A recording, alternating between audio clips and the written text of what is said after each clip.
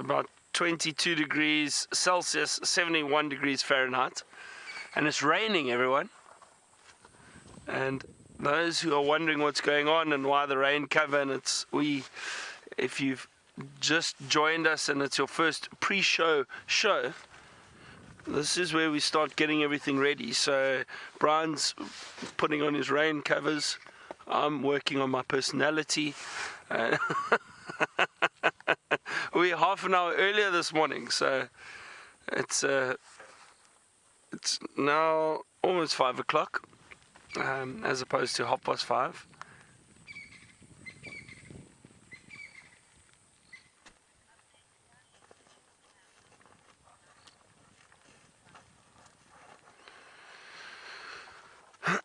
Chris just said to me that apparently the Djuma cam is working, which is quite nice. They don't have it in final control, however. It's not, I can't see it. Oh, more drops. More rain.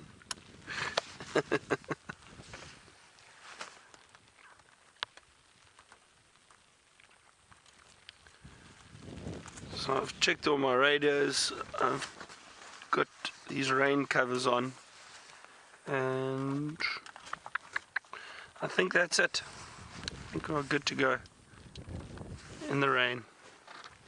Hi, Brian. Hello, everyone. Hello.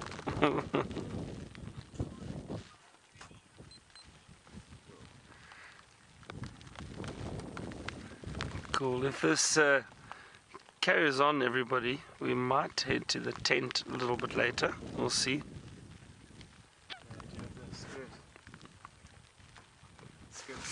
This one.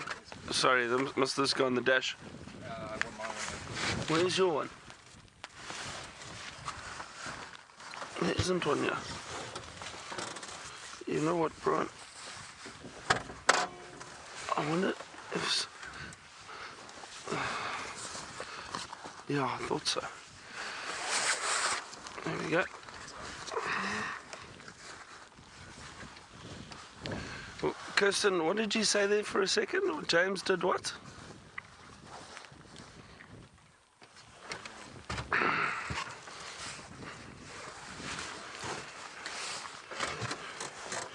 Thank you, James. James is the morning semi-off, but he still gets up early and helps us with everything. James is a trooper. Thank you, James.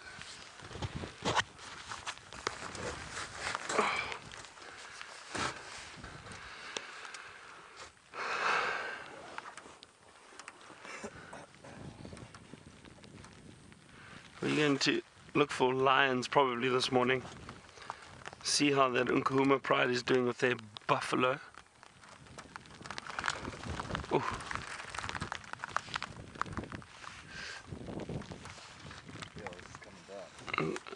Yeah, it feels like it's getting harder, huh? Yeah, there's big mist rolling in. Oh, I don't think it's just mist, I think it's a lot of rain as well. Oh, hello.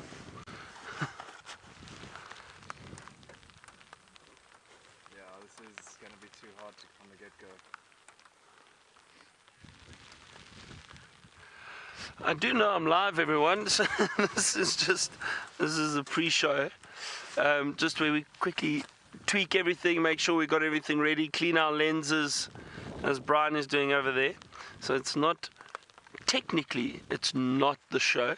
The show is going to start with Tayla.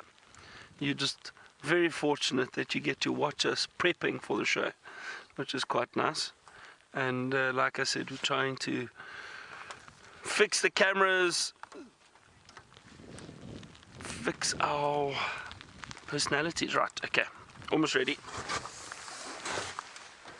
This program features live coverage of an African safari and may include animal kills and carcasses. Viewer discretion is advised.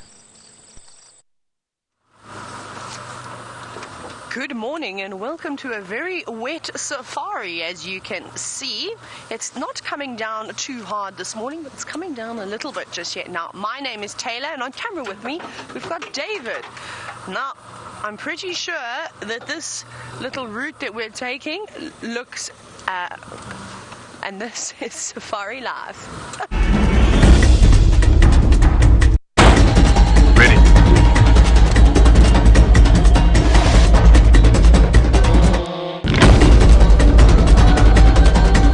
Standing by.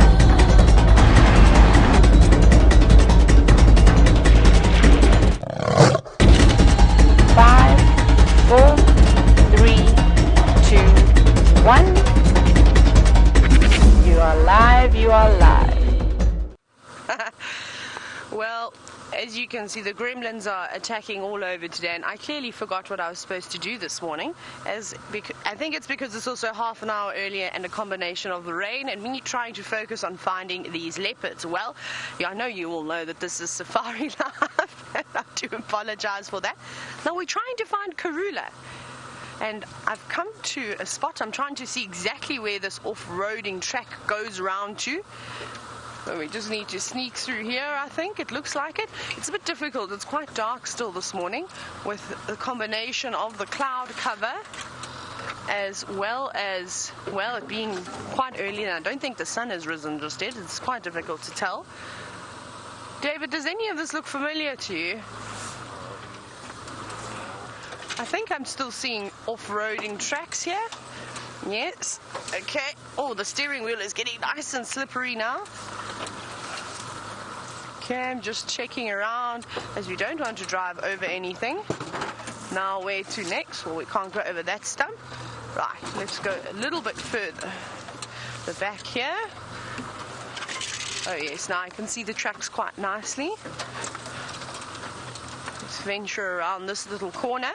Now, remember, we are on a live safari, and I'd love to hear from you. So if you have any questions, you're welcome to either hashtag Safari Live or send us an email, questions@wildearth.tv. Now I'm trying to figure out exactly where the next tracks go. I think they go down here. Let's have a little look-see.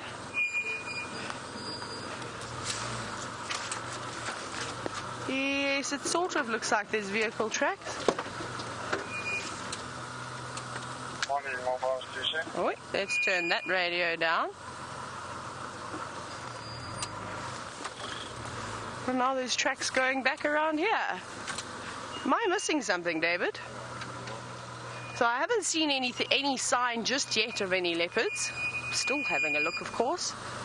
But maybe you could help me. What tree was she near? That is obviously some vital information I forgot to ask James. Let's just have a quick scan because the tracks are now going in a bit of a circle around here. Let's do another little loop.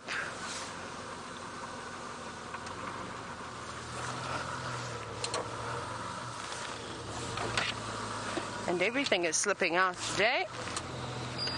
The wires are not enjoying the water this morning. I think Byron's going to have a look for some lions too, which would be quite interesting. We did hear them calling a little bit earlier this morning.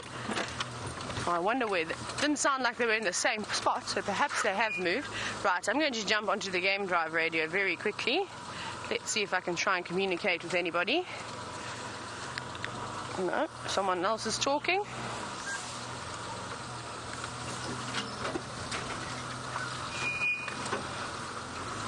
Go around again. Aubrey for Tayla. Wrong radio. Right, this is a great start to the morning. Aubrey for Tayla. I haven't seen anything.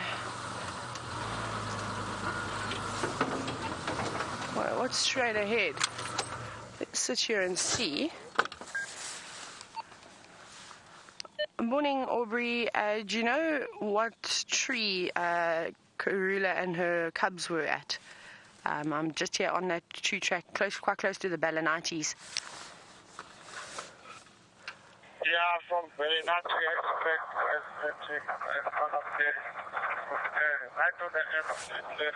Sounds like Aubrey's speaking alien. Well, that's obviously not going to help me very much. Okay, we need to try and figure out where on earth these leopards are, as I can't understand what Aubrey is saying at the moment, but I know that Byron is dying to say good morning to you. Raindrops keep falling on my head. Good morning, everybody. My name's Byron, and on camera this morning is Brian and the thumb. Can the thumb even get there? We've got our rain covers on. It's drizzling. It's quite nice. And we've got a beautiful pride of lions right next to us.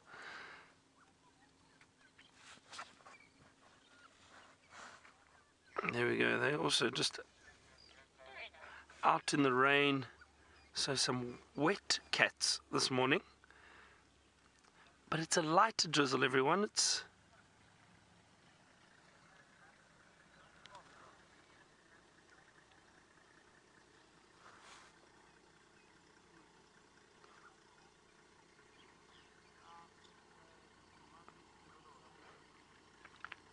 where's the carcass? I can't seem to see it.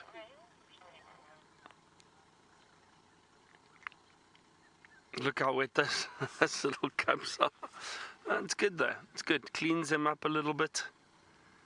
It's nice to have some rain, but I feel that it needs to decide, is it going to rain properly or is it not?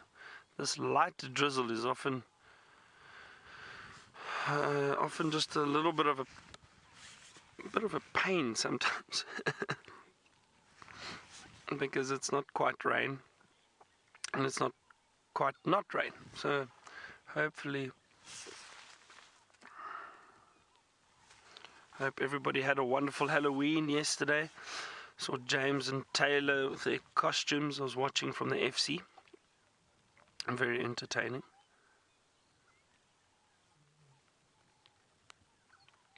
And some low frequency calls. Listen, everybody.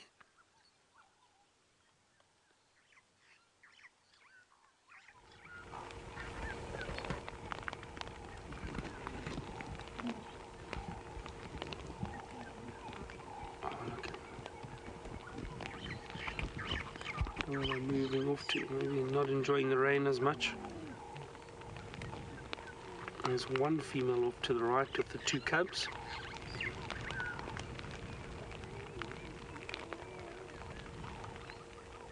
And bellies are full. Look at that. That's wonderful. So how incredible was it yesterday for them to kill that buffalo right here and in the heat of the afternoon? You know, I've always spoken about it, how we can never really be sure when it comes to animal behavior. A lot of people would say, no, well, lions don't hunt in the heat of the day. I know for a fact in the past when I started guiding, I used to say that. I used to say, no, it's so unlikely. I really don't think they're going to hunt in the day, but they do. I'll never forget this. I think I'd been guiding for a year, just over a year, and we'd gone out on our afternoon safari, and it was very, very hot, very hot, and there were some lions in an area. I thought, okay, no, let's not worry about the lions now. They're not going to move. We'll drive far down south, and we'll come back later when it cools down, and we'll get some lions moving around. And the next thing, there was this panic over the radio, and my friend had gone straight to the lions, and what had happened was a herd of buffalo decided to walk straight towards them at 4 o'clock in the afternoon. And these lions got up and started chasing and killed two buffalo, a female and a younger one. And this panic came over the radio, and he was just saying to the others, just get to the pan, get to the waterhole. These lions are hunting. And I just remember turning my radio down thinking, oh dear, I've messed this up completely. So we missed the kill. But so it just shows you, they will hunt. They're very opportunistic, and they will hunt during the day.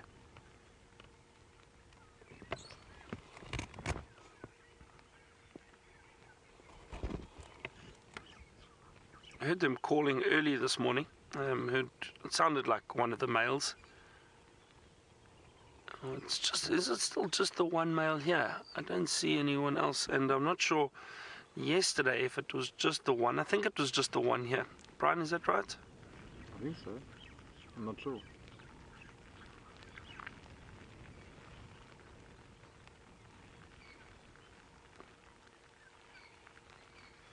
Bit of a cool wind blowing at the moment. with the rain. It's dropped the temperature quite a bit. Ah, AJ, you enjoying the sound of the drizzle? Lovely. It is a wonderful sound. I love rain, and you most likely can definitely hear the drizzle very, very clearly.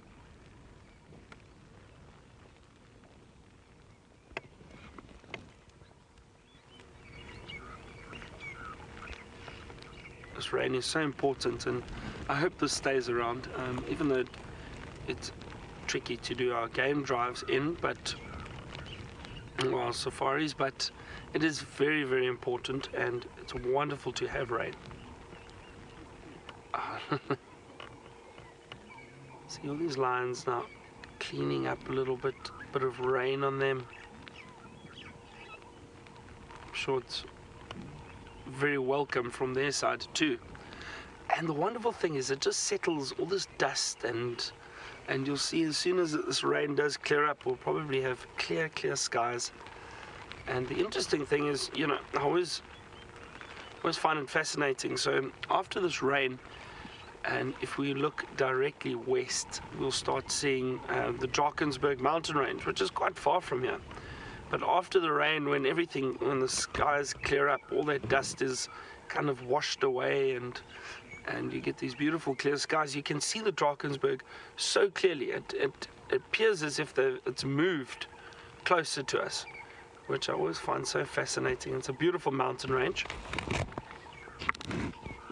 but it is quite far from here. I wonder if it's about probably about 80 kilometers directly as the crow flies from here, maybe a bit less.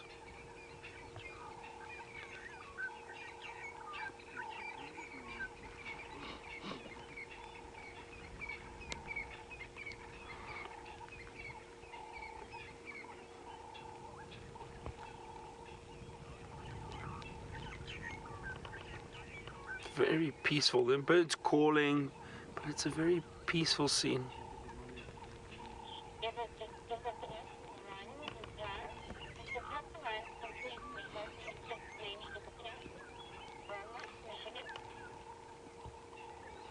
So Vilma from Michigan is inquiring about the mange that some of these lions have got, and I know James is more of an expert on the mange than what I am, and I tried to read up a little bit about it yesterday and the day before. Vilma, I do believe that I think with a lot of the rain and the moisture and maybe cleaning of the coats of these lions, that it could possibly disappear.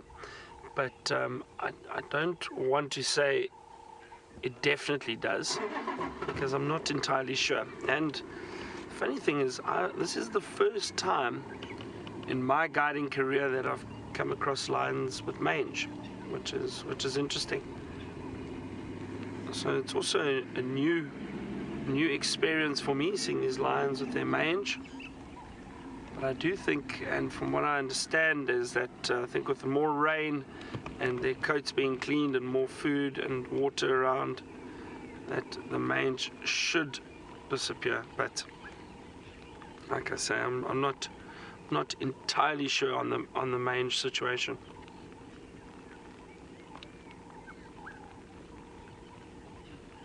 A lot of what I read is all information on domestic pets and mange, so it's a bit difficult because they then talk about the treatment and that of mange, whereas obviously these lions we are unable to treat, so I'm not sure.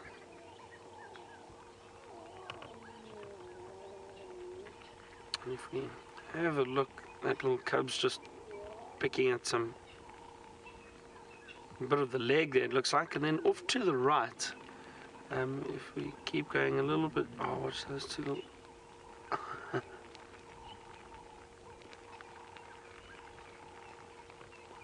so wonderful to see these cubs, how playful they are. And just off to the right we have the lioness, two lionesses and cubs walking off, but they were a little bit vocal. I wonder where she's going. Maybe she's just going down to drink, but I'm not sure. You know what this is interesting, everybody. I've just noticed now that hippo is still in this water hole. The Tayla Dam or Djuma Dam. The little water hole off to our left. And I think perhaps what's happened is these lions have decided they don't want to go and drink there because that hippo is there. It could possibly chase them. So that's interesting. Let's move down a bit and let's go see if they go and drink. And I now realize VM mentioned something to me. VM is on leave now, but VM said to me the other day, he said, oh, the wonderful thing about the rain covers is they channel the water beautifully into your seat. And I can now feel that, VM, so thanks for the warning. While I reposition, let's head back to Tayla, see if she's got an update on the leopards. The only thing we've managed to find so far is, of course, these wildebeest, which are running around my vehicle, and they don't seem to be too panic-stricken at the moment. Now, I'm just going to park him. We're going to have a little look at them.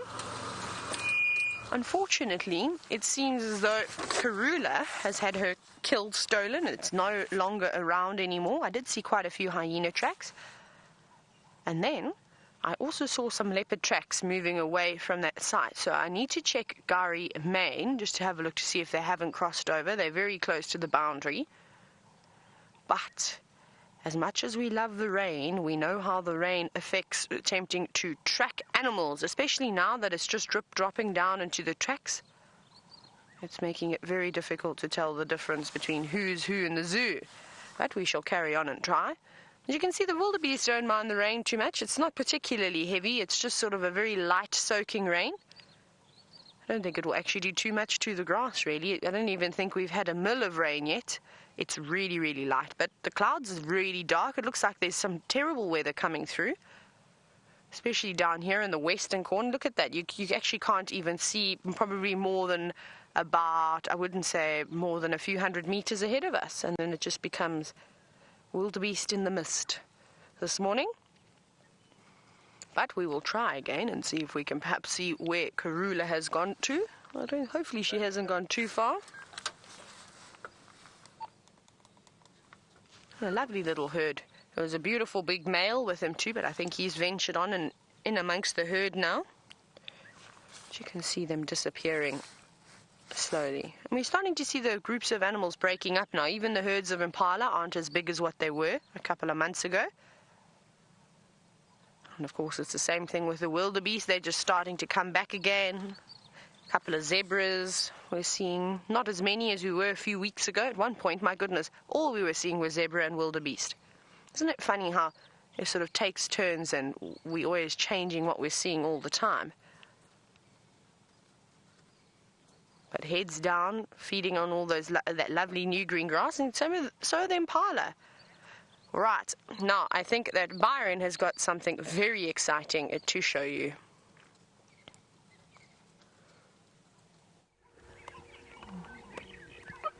Look here, everyone, these lions have come down to drink, and here the male is drinking.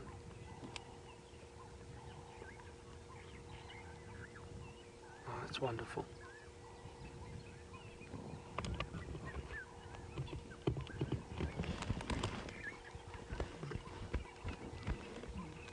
If you listen carefully, you might hear some of the females giving very low contact calls.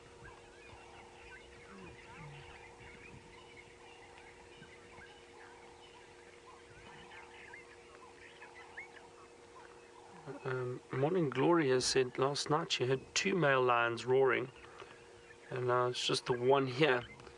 So that's interesting. And Morning Glory, I'm not saying you're that you're imagining 2 males in the area. That very possibly another male joined and moved off.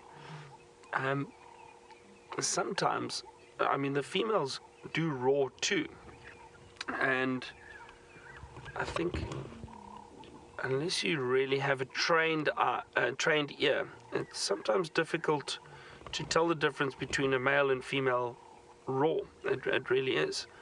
I've sat with guides often in the mornings. We can hear lions roaring, and we say, "Oh, are those the males or the females?" And we kind of second guess each other a little bit. And generally, after a while of hearing lions roar, then you do tend to get it right. So I wonder if it wasn't perhaps one of the females. I'm not saying there wasn't a male around, just don't see anyone here. The females do call though, they do roar.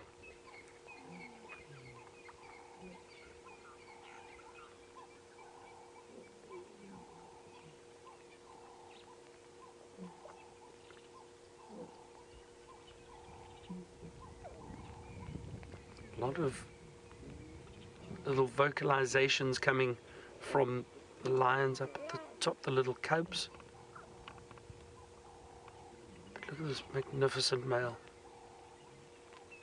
Very muscular, very strong.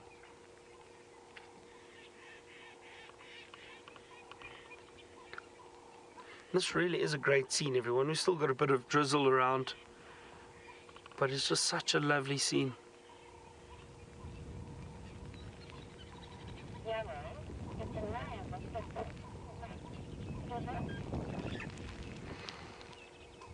And Heather from Minnesota, you say that is there a reason why the leopard's teeth are yellow and lions appear to be perfectly white? Now Heather, I wonder if it's not because these lions have possibly been chewing on some bone. Maybe it cleaned their teeth slightly. But from what I've seen in the past, the lion's teeth are just as yellow as leopards. So it could also be, I think, a number of things. It could be the angle that we're sitting at, and maybe because they've been feeding on the carcass, chewing through some of the bone and the sinew, might clean their teeth slightly. But from what I've seen, the lions and leopard teeth are equally as yellow. It's a slight yellow. It's a very slight yellow. What I'm going to do, everyone, is there looks to be quite a bit of activity up at the top there. You can see little cubs running around, females moving, possibly playing. I'm going to go move there. This male has just gone and laid down, so I'm quickly going to drive around.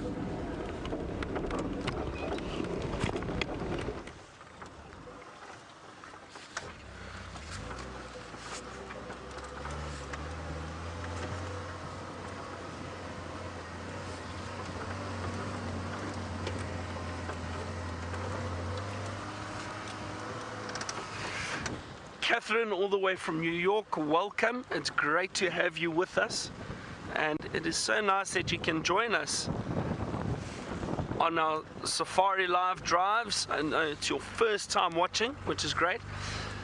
And Catherine, we're very fortunate. You say, is it always so exciting at the Djuma waterhole? We have been very fortunate in the past. We get a lot of animals coming down to drink, and there usually is a lot of activity. And yesterday we had these lions kill a buffalo right here, so it was very, very exciting. I wouldn't say it's always exciting, but there's generally, and from what I've seen, there's generally always something around, whether it be impala or wildebeest or zebra or any antelope species around here. There's always something going on. I think I'm going to park at the top again and just look down, because it's a lovely view from there, and we'll be able to see them all playing and moving around.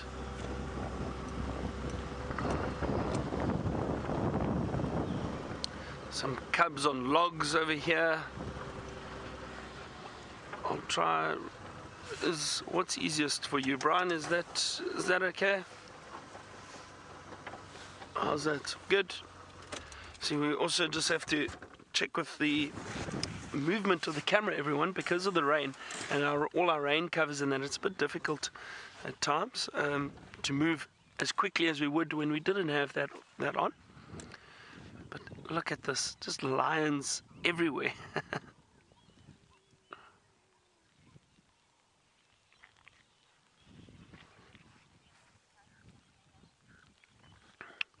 Ooh, Rishi has asked how many of these cubs are males. Rishi, no, I'm trying to think if it's 5 females and 3 males. I think I need to check with James again. I think that's what it is. We just want to clean our lens quickly, everyone. Just bear with us. This rain is making it a bit tricky this morning. But just a quick little wipe, quick clean. And I think what happens is when we're driving, then all the rain just blows onto the lens. Oh, look at this cub up here. There we go.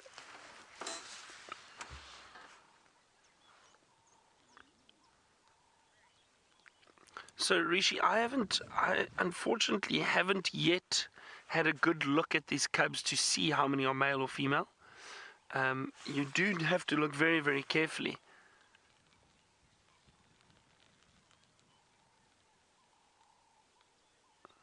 So I'm not sure if the other guides have had a good look. I'm sure they have.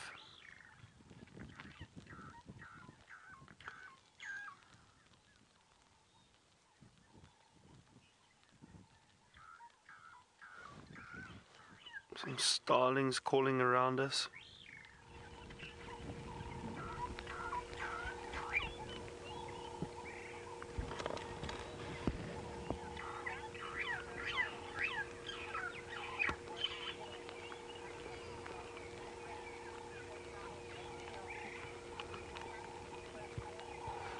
Clancy wants to know, do these animals get a wet smell? You know, like your pets, you get that wet dog smell?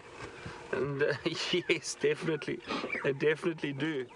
And speaking of dogs, the wild dogs are probably one of the animals that have the strongest smell. They really do not smell very good at all. You can, I mean, if you're driving behind them, you can smell them so clearly. They really are pungent. I'm sure of these lions too, if you had to get close enough. Just want to move slightly. Sorry, Brian. I just think we might get a better view of these cubs at the carcass from this side.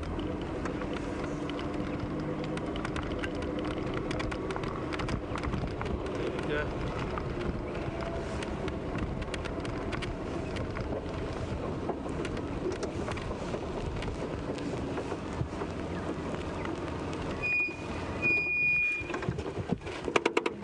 Better.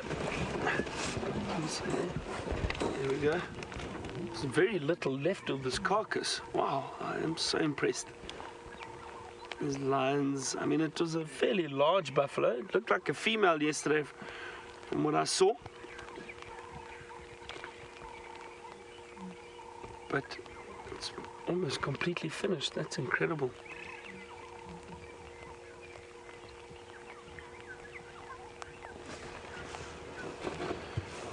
Big bellies.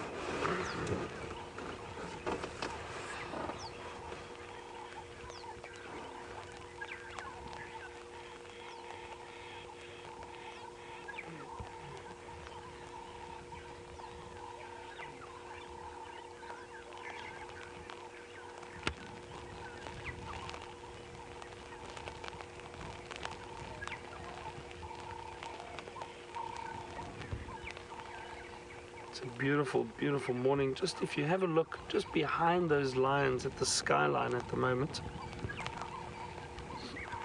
Bit of sun peeking through the clouds there.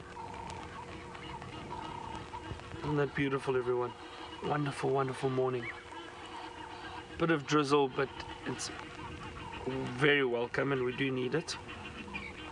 So we're going to sit with these lions for some time this morning. I think it's wonderful to spend time with them, and it's different in this rain.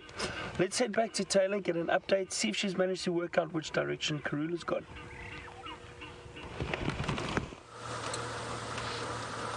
Now, Byron, you've asked a perfectly good question as to where Karula has gone to. At the moment, I have absolutely no idea. I've just seen lots and lots of hyena footprints going up and down the various roads, but we're still looking. And we shall continue looking. We're going to go back sort of towards that area where I last saw her tracks. and have a look around there. Perhaps the hyenas came in at quite a speed last night. Like I said, I've seen more than one set of hyena tracks in this area, and perhaps she's just try to get her little ones out of cover and sort of out of sight from these hyenas. So we'll go a little bit closer again, but nothing just yet. And it's quite quiet out here. We haven't really seen any more impala since the wildebeest with the wildebeest that we saw earlier. And the birds haven't quite woken up yet. I can hear a couple of calls starting in the distance. So perhaps they're just starting to come out from their shelter. Oh, I just need to quickly listen to see if they're talking perhaps about a leopard. Oh, but I have an elephant.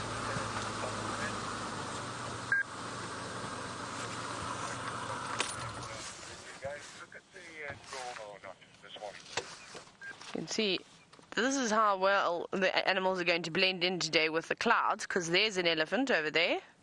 Thank you. Now it's very misty. Legs for Byron. Sorry, I'm just very quickly listening. Okay, now I can turn that off. They're talking about lions now. Now, you can see a couple of drops on all the silver clusters, and I think this elephant is just standing in here trying to keep out of the annoying drizzle. It's not too bad, though. I'm sure the birds are going to start to come out from their hiding soon as well. I can hear them now really chirping away.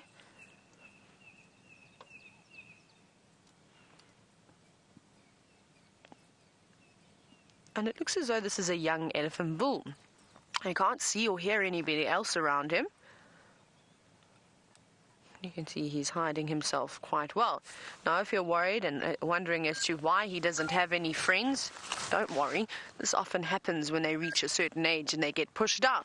They live a life of solitary, but he's disappearing now. Let's see if we can get another look. I think it's going to be quite difficult here, and it's really just because all of these cluster leaves they've started to get all their leaves, and you won't believe how such a small amount of foliage can actually completely camouflage an animal. Look at that. So we're again just behind a small little shrub, a little bit to the left. There he is. So well hidden. Look at that. Now completely disappearing. Now it's not thick bush. You could easily walk here. And something as large as an elephant is really getting lost between the mist and, of course, of all of these terminalias. Goodbye, elephant. He doesn't want to be seen. It's okay. I don't blame him when you're up this early in the morning and you haven't done your makeup or your hair. Well, I suppose if you're not presentable, you probably hide away. And I'm glad that all of you enjoyed my face painting from yesterday. I'll have to practice and get better and maybe get myself an actual face painting set so we can get a bit more creative with the colors and that type of thing. I think that would be much better. But I've got a year to practice, of course, until we have Halloween again. So I promise I will be better next year. But let's carry on. Like I said, we're going to go back around and just do another little loop. Maybe they're not far. I did check Triple M very quickly and a little bit of Gary Main, and I didn't see anything standing out to me. The only thing I saw were a couple of wildebeest tracks, lots of hyena footprints, and of course impala sort of scattered all along the roads. But other than that, nothing really. So I am just, as we drive around here, I'm just going to check the tops of the trees. And you can see David's wiping the screen because of all the raindrops. You see, now the rain always gets worse when you carry on moving. Let's have a little scan around here. On the earpiece today, in my ear today. I don't think they would have gone too far. I think they just would have maybe dashed to get out of harm's way. Of course, Karula will be very concerned about her cubs.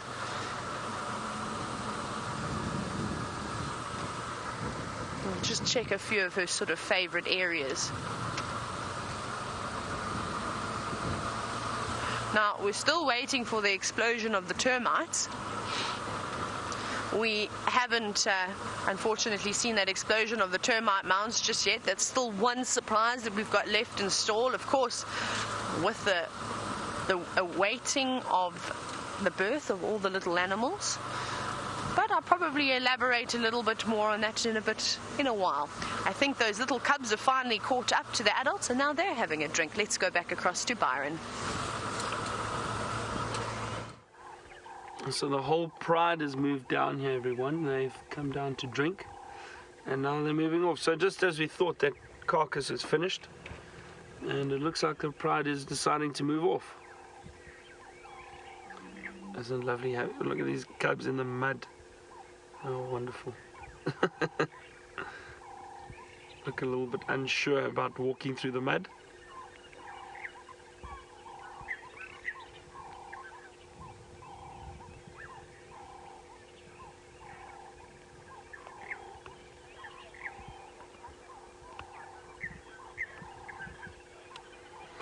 Judy H wants to know, do we know what's going on with the other buffalo carcass? They killed 2 yesterday, everyone.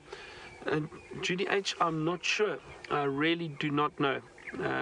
No, these lions, it appeared as if they didn't go back there. They've stayed here and fed on this carcass. So we may swing past that area a little bit later and have a look. There's this lion cub with a little floppy ear. I know Tayla was speaking about him yesterday. And Tayla says it's her favorite.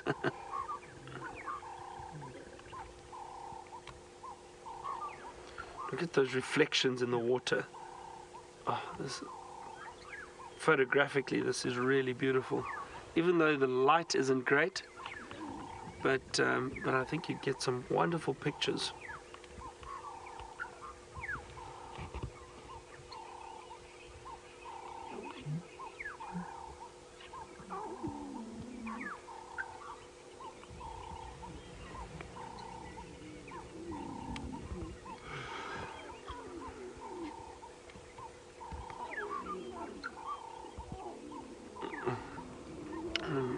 If we just move slightly back left, Brian, there's one cub on a log just over there. Have a look at that. Might pounce on a sibling. Let's see. This looks like it wants to. There we go. Chasing each other. Wonderful. They're so playful. It really is fantastic to watch them.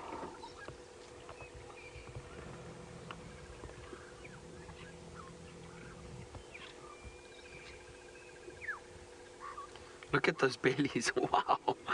They've had so much to eat. Full of buffalo meat. So that's also probably why they're so happy. Bellies are full. They've had water. It's nice and cool this morning. The drizzle has stopped slightly. I don't want to jinx anything. It seems to have stopped slightly. Still a little bit, actually.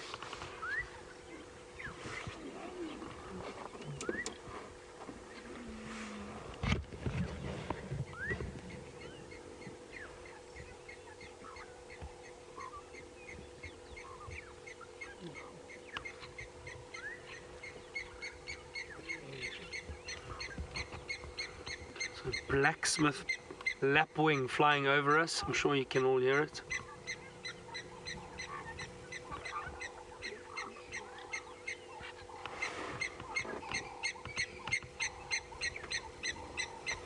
Making a lot of noise.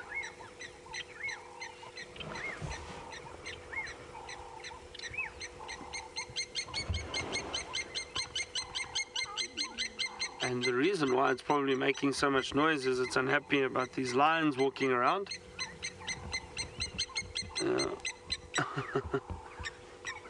Right, let me see if I can move up and follow those lines. Let's just get out of this little dam area that we are in.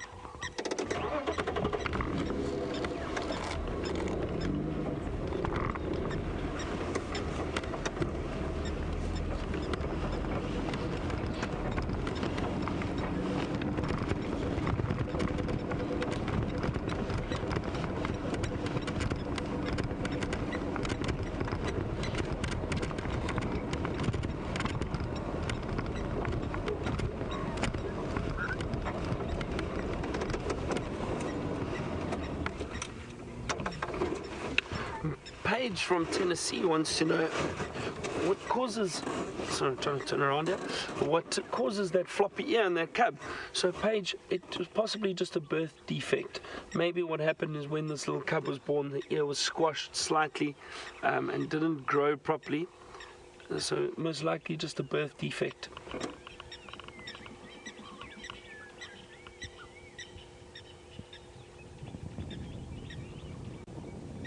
Watch this little one. It looked like it was going to stalk a sibling, and it's watching closely.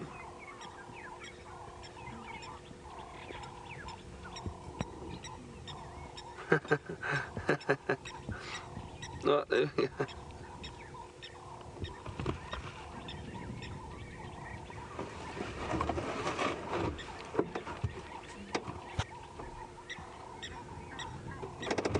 Just going to try and get it out of here a little bit more.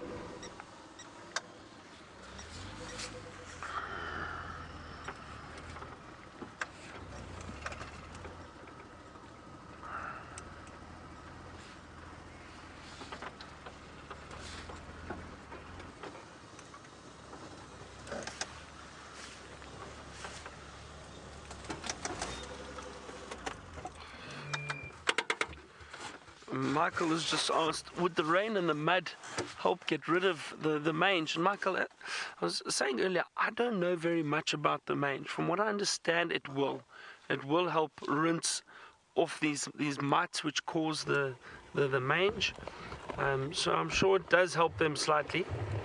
But I actually know very little about the mange. I'll try to read up on bits and pieces on it, but a lot of the information I got was regarding domestic pets, and that's no good to us because obviously they just get treated then from vets, and I'm not sure what would happen with these lions after this rain, but I think it does wash them a bit, help clean off some of that mange.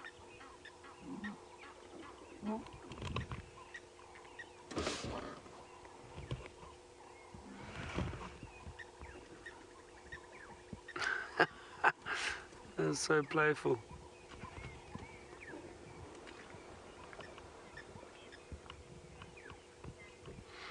Madison wanted to know if it's difficult for the pride to care for this many cubs. And Madison, no, it's not.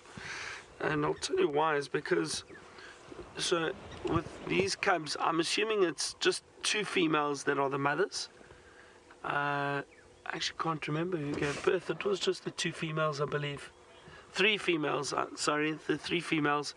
So with the 3 females, they will all look after the cubs, and occasionally the cubs will suckle from any one of those females. So with that being said, the females around will then look after the cubs. They suckle all the cubs, and a large pride like this with these big, beautiful females that are, I mean, they're very experienced. So that's why I think these lions are doing so well. So if anything, it's been easy for these Nkuhuma females for the last little while. There's been a lot of food around, and they're doing very, very well. They're doing a great job.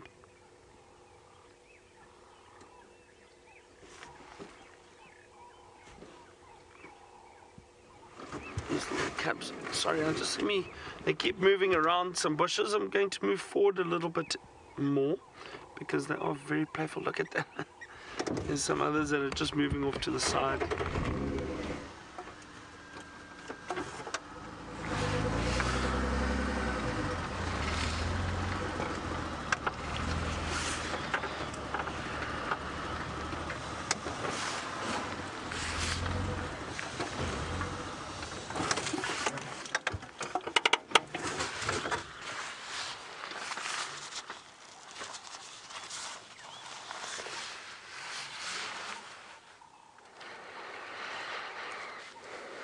Jumping through these little bushes and branches and playing, it's wonderful.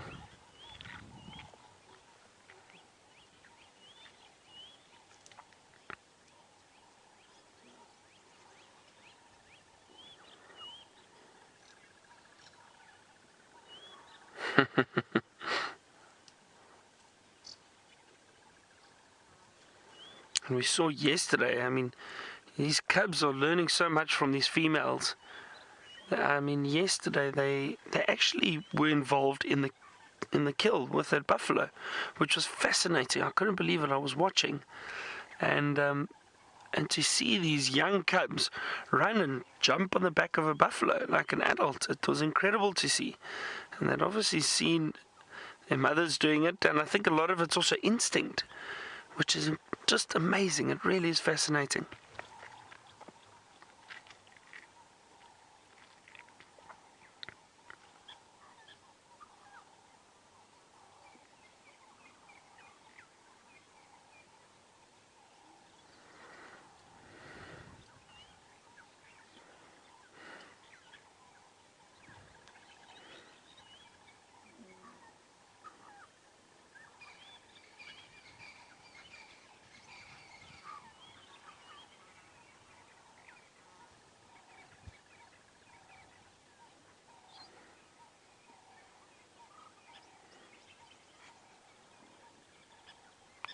Chewing on sticks and whatever they find. Also, a lot of that is just strengthening the teeth a little bit. It is mostly being playful, but yeah, it does help probably strengthen the teeth.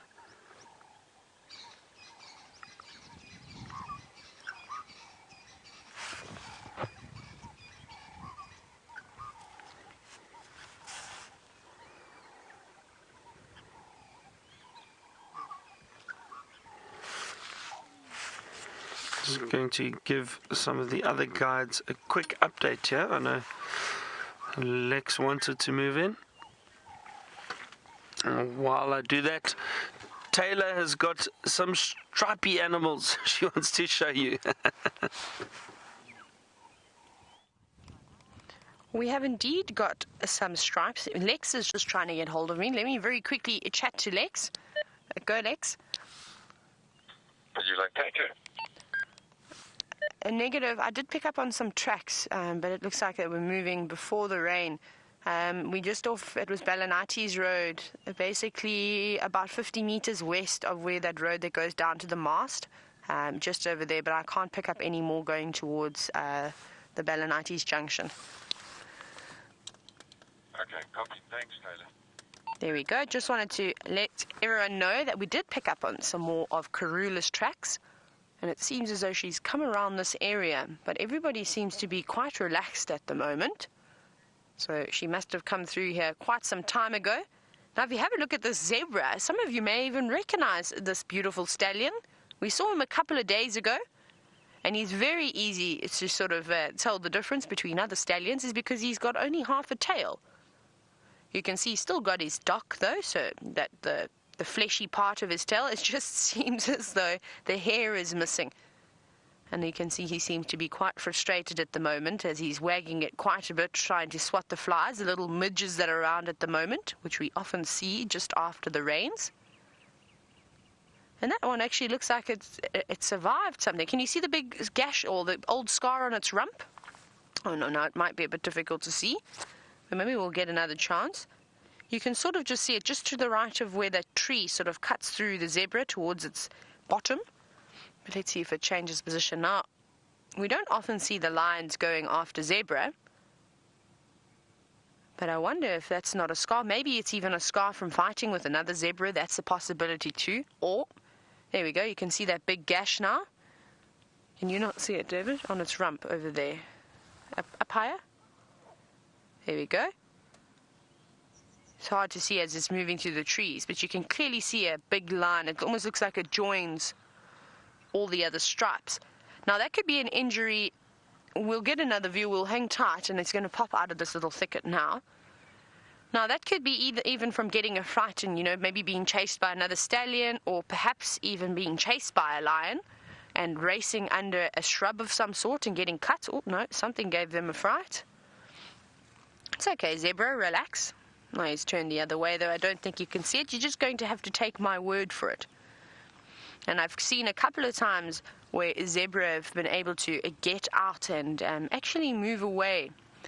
and escape the claws of lions, and often they will be left with massive gashes on their body which heal. Remember, the animals are very tough, and a claw mark for a lion on the rump wouldn't be too bad. And of course, it then makes the patterns quite interesting. I must tell you, the one day though, of this one zebra that I found, her stripes didn't match up at all. It was almost as though the black joined on a white and the white joined on the black stripe. It was actually quite beautiful.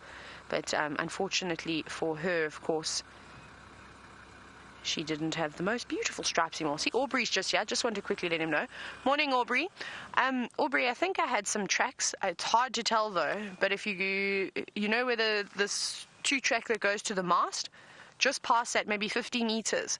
They look too round to be hyena, but the Mvula's ruined all the tracks. So I think they were coming out this way. Okay, I'm going to go to those in Ndlovu. Here we go. So I think Aubrey may try and follow up and see what's happening with those footprints. I'd love to get another view of the zebra, though. It was such an interesting marking to see on its rump, that big scar. We've actually, remember, we saw the steenbok the other morning as well. That looks like it had escaped the claws of a... I'm just going to quickly move out of the way for Aubrey. That one looked like it had escaped, of course, the paws of a leopard. Now that'd be one very lucky steenbok. I think we'll go down this little road and perhaps we'll get another look. Shall I see you guys? Let's go around. Oh yes, we're going to get another view. This is going to be quite nice. We'll just sneak up slowly because they seem to be a little bit jumpy. There we go. Sorry, I'm just pulling off the road slightly. So I've just changed. So I've parked a bit on a slope. There's the young one. Can we have a look at that one with a short tail again? I just want, now that we can see the scar very clearly. Can you see it there going across the rump? And that does look very much the sort of part where, of course, the lions, like we saw yesterday with the buffalo, how they like to jump onto the back and hold on tight. I reckon that probably is some scratches from a lion's claws, but luckily it managed to escape and live out its days.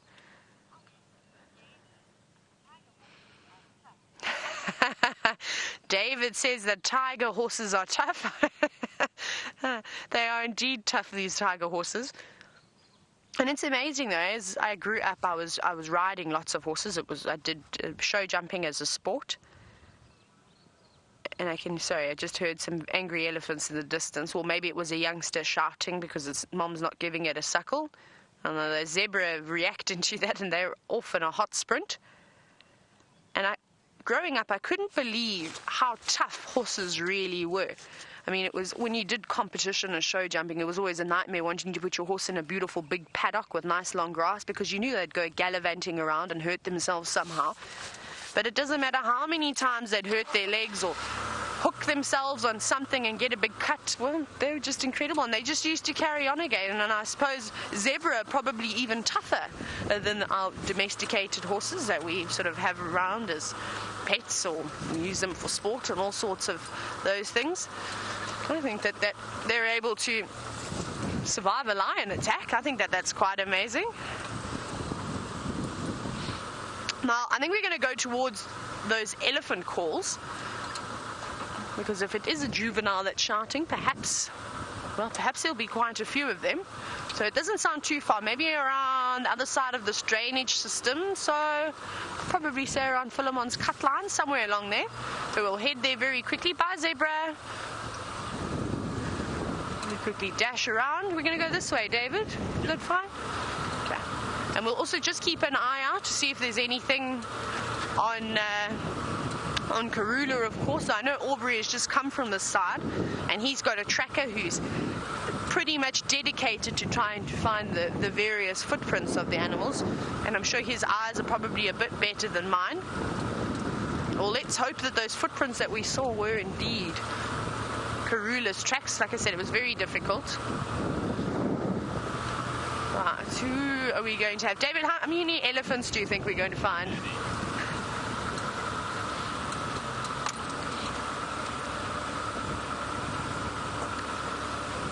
Wonderful. So I just asked David very quickly how many elephants we're going to see, and his response was many. Many is not a number, David.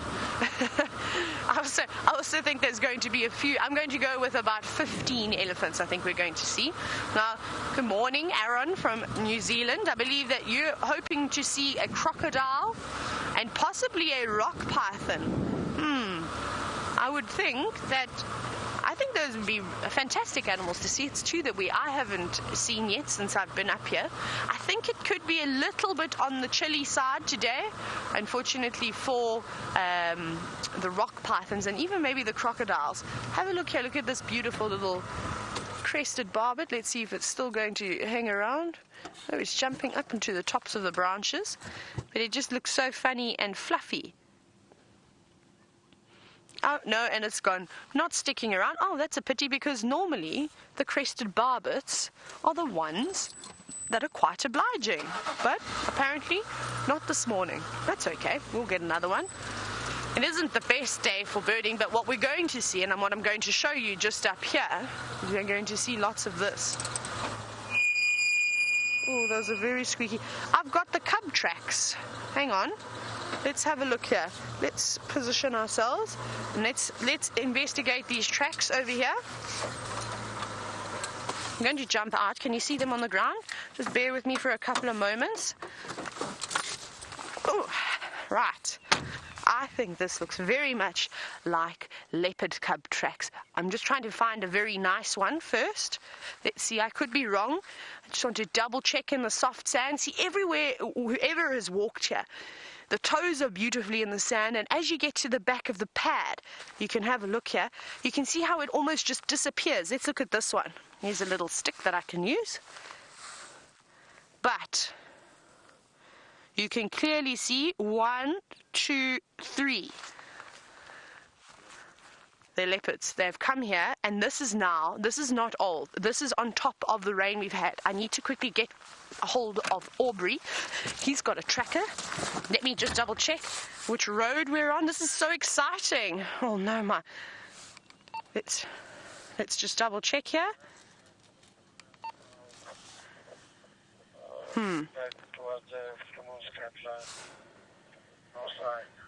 Right.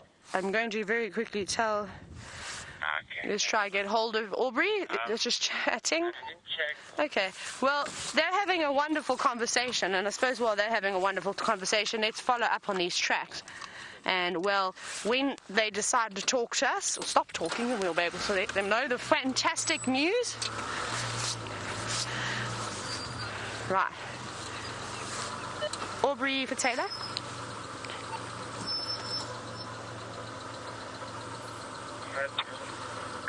Aubrey, if you come back down on Rebecca's, I've got very nice leopard tracks. You can't miss them. They're on the right-hand side of the road.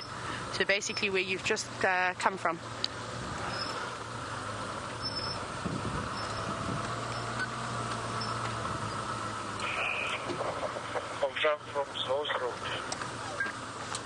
My GPS says to me that I'm on Rebecca's at the moment.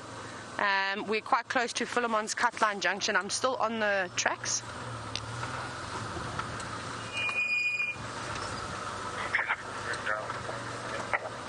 Okay, so I've told Aubrey he's going to come and give us a hand. It always helps when you've got a couple more people trying to help you.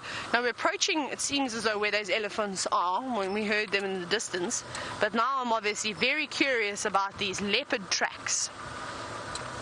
This is very, very exciting. It looked like those were perhaps Karula's tracks. I think I got excited from the top of the vehicle and thought that they were the little ones' footprints. And I think that they're just a little bit too big. Sorry, that's me closing my door so I don't fall out. Probably don't want to fall out of the vehicle. But now I don't have these footprints anymore.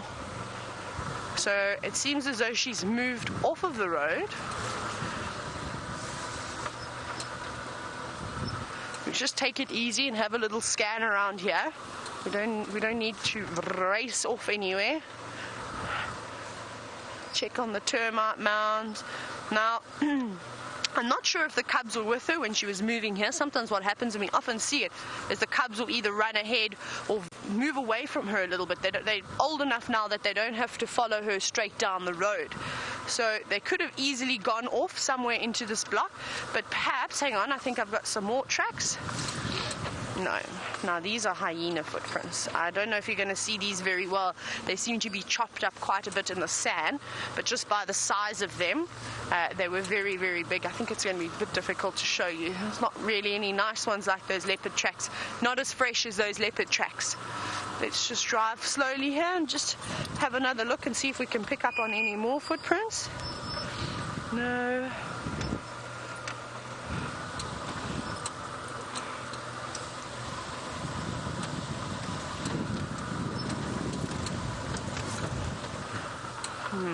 Where did you go, leopards? Where did you go?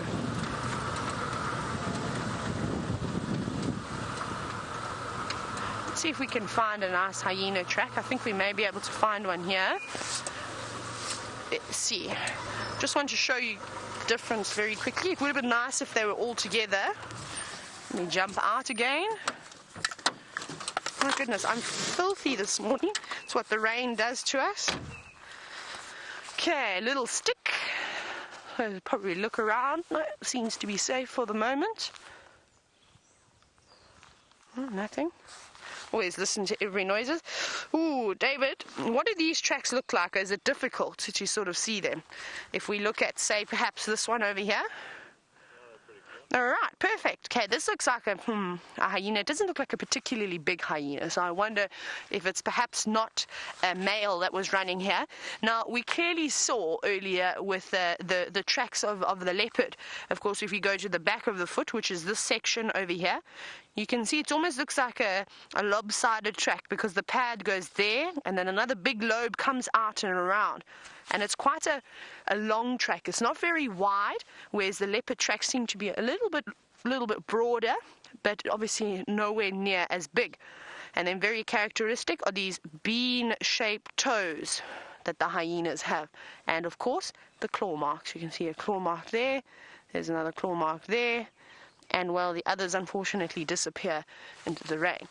So much different, and that's the easiest thing is when you're looking at tracks, if it's got three lobes, three little bits at the end of the bottom of the pad, you know it's one of the cats.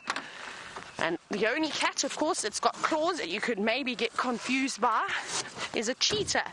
But then a cheetah track, I suppose the closest thing looks like a leopard. Leopard track, I wouldn't say even a hyena, just because it's such a sort of long, slender track. Right, we're going to carry on searching for either these elephants and, of course, possibly Karula. But let's go back to Byron and see how those lovely little cubs are doing. Look here, everybody. These little cubs are trying to climb the tree. Look at that. Isn't that incredible? You can see those sharp claws of them. Now it's amazing. Now lions can climb trees, everybody, even though they usually don't. They can climb trees. They just struggle to get down usually once they are up there, and they're not nearly as agile as leopards are, but they are able to climb very well. And I have seen lions climb trees to steal kills from leopards. Usually the leopards hoist their kills up into trees, but I have seen lions climb up to get them.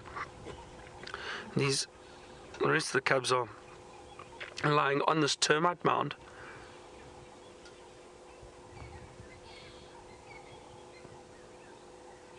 Very, very big termite mound. And they're all spread out and still playing, still very, very playful, moving around. Two lionesses off to the side.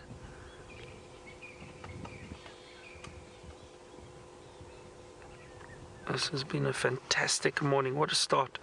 The rain seems to have stopped a little bit for now. We look at that lioness peering at us through the grass or through the trees.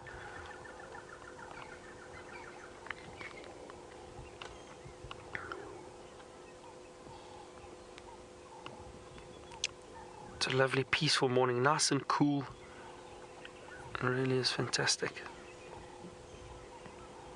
Watch these little cubs, one trying to climb, and you see the others watching, and then every now and then they pounce on each other.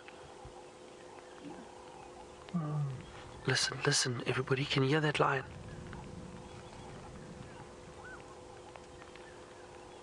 just stopped now. She's giving low contact calls, which I find interesting.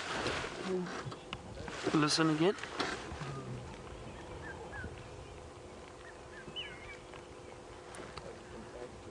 It's possibly just communicating with the cubs. This is so wonderful. This is often a nice thing to get. This day off, being on the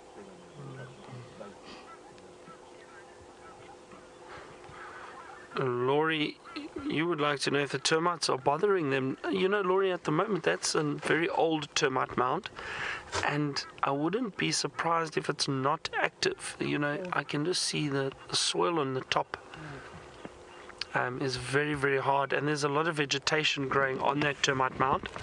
That's usually a sign that it's no longer active. So, no, there will not be termites bothering those lions.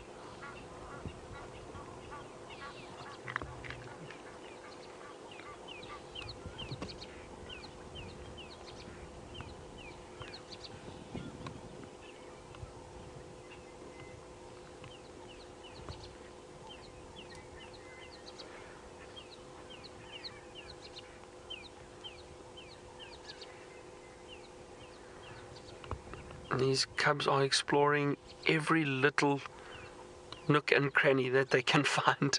There are two of them that have wandered off down into this drainage line. There's a drainage line off to our left, and they've wandered down into there. I don't think you're going to see them. They actually, Brian, that large tree in the center. Just, there we go. See, they're now climbing this tree. So they're very, very playful, very active this morning. And if you've just joined us, these lions fed on a buffalo yesterday afternoon and yesterday evening that they caught. And their bellies are full. They've had some water. They were drinking at the dam. And now they've moved off. So they are very, very happy. These are happy lions.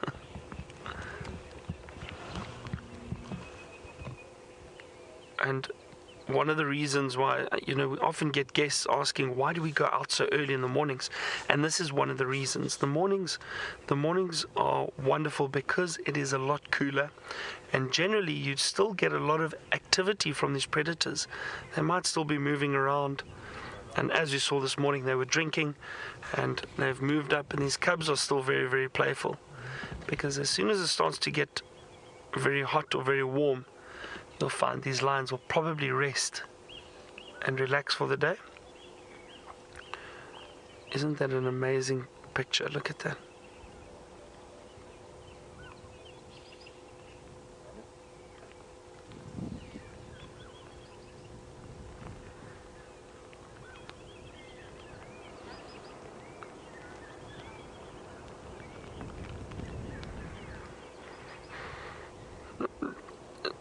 Dustin, yes, they do to an extent. Dustin wanted to know if these lions sharpen their claws on the trees.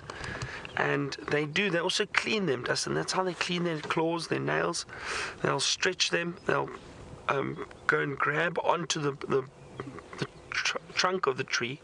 And they'll just lean up against it, stretch, and then clean their claws. And it does help sharpen them slightly or keep them sharp. Quickly have a look to our left, everybody. Brian, if you wouldn't mind. Sorry, I just caught a glimpse. That little cub is climbing the tree. Look at that. Oh, this is going to be interesting. Oh, very clever little cub coming down backwards. Wow. And that's a little high for it, so it's a brave little cub. That's wonderful.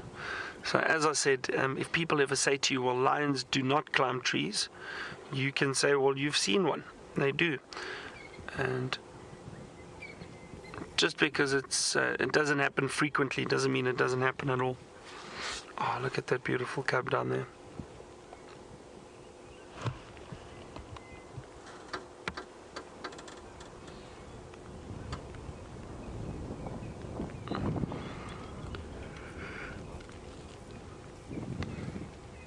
The wind has picked up a little bit.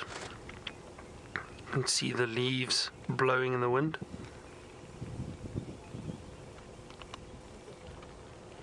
there's still the few of the cubs up there.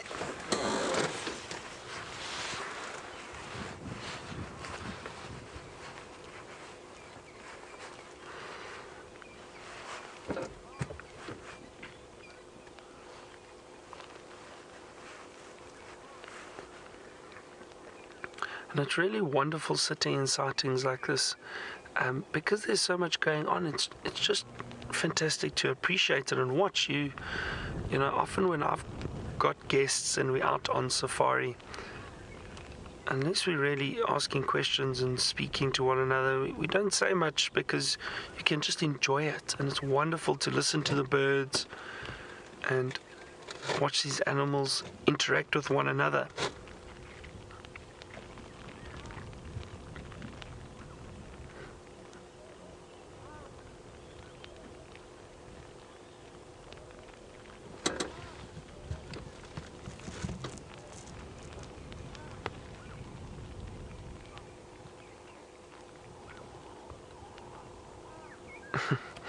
Look at that. It's almost like they stalk one another and then they jump around and play. That one's playing with the female.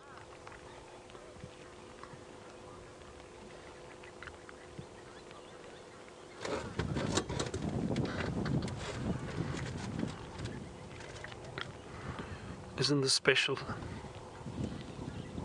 And also, we were speaking about all this little bit of rain actually that we had this morning, and that's good for these lions. It cleans them. So they were all lying out in the open when we found them, and I think they probably got quite soaked while they were lying there. Oh, look at that. They just watched a starling fly over them. Little starling.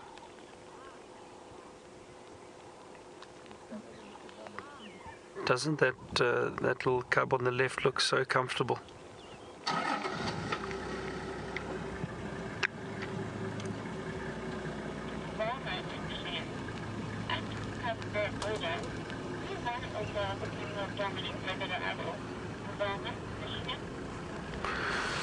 Velma would like to know, and Velma, it's an interesting question. Velma wants to know, when these cubs get older, will there be one that's more dominant than the other? And Velma, yes, Wilma, there's always going to be some dominance between cubs and between lions, but I think what will happen is the females, most likely, they'll just join into the pride. They'll become part of the pride and they'll stay within the pride. Usually then they've all got very similar roles. There's not really a dominance variation between the females. There may be one if she's a bit older. So if she's a bit older, then that lioness would most likely be a little bit more dominant and probably lead the pride in a way, just in terms of safety and looking after them. Then with the little males, however, there will definitely be a bit of a dominance hierarchy, and usually what happens is these young males that are born into the same pride, they're the ones who end up forming these coalitions, just like these Birmingham males have. And within that coalition there will definitely be a hierarchy. There will always be one that's a bit more dominant than the others. So it does happen, but it's more prevalent in males than it is in the females.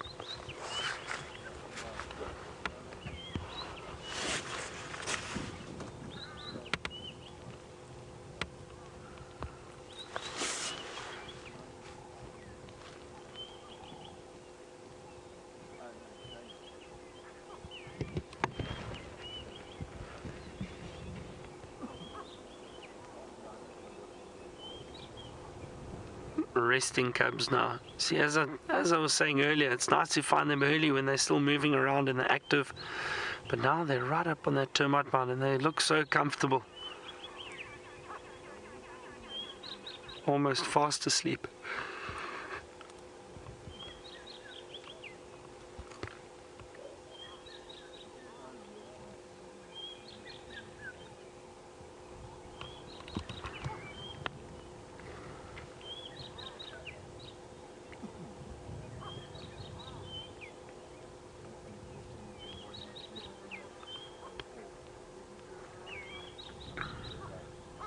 really is peaceful, everyone. It's such a nice, cool morning, and sitting around with these lions after following them is just wonderful. It really is wonderful. I think we're going to stay here for quite some time. Let's see what they get up to. Unless they do decide to rest and sleep, then we may move on. But for now, there's still a bit of movement and activity.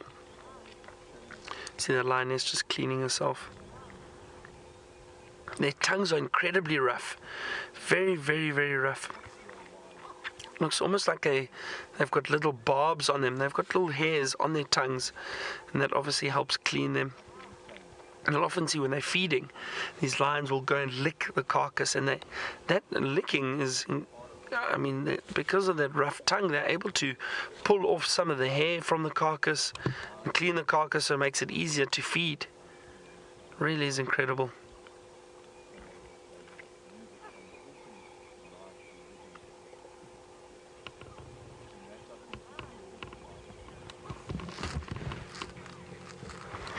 Alright, we're going to maybe reposition to see what the lions are up to. Taylor's got some impala that are fighting.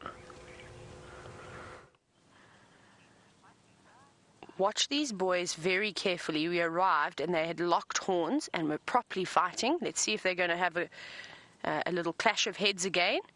Now these are two beautiful impala of equal sort of size. So I think the one on the left looks slightly larger, but they've got very similar size horns. You can see how they're opening up their mouths. Obviously their necks and heads get a little bit sore when they do have a proper fight. No, I think we just missed them. Let's see though, let's stick around with them a little bit longer. The way that they were fighting, I don't think it's going to be over just yet. I think they're probably going to have a second round or a third round for however long that they've been fighting. Come on, boys. And it was so loud. They were clashing horns. And I can imagine if it was a hot, dry day, they would have kicked up a lot of dust. We probably wouldn't have even been able to have seen them with all the dust. But that's quite interesting how they open their mouths and put their heads back just to try and obviously stretch out the muscles. Let's see if they're going to line themselves up again. There we go. You can see very jumpy around each other.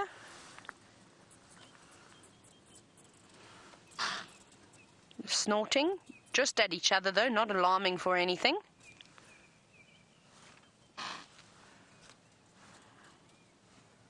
Now what have you seen? There's nothing. I'm just looking across the road. It doesn't look like there's anything. Can you see anything, David? They were snorting at each other, which is quite common. No, now they seem to be moving away.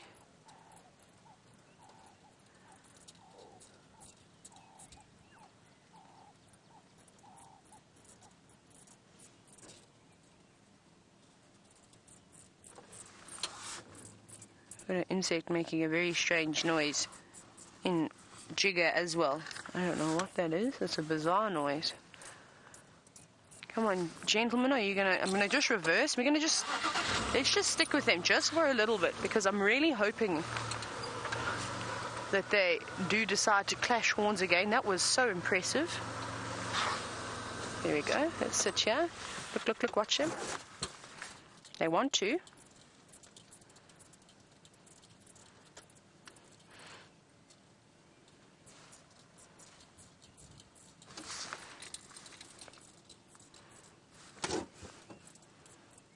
Now come out into the open. There we go.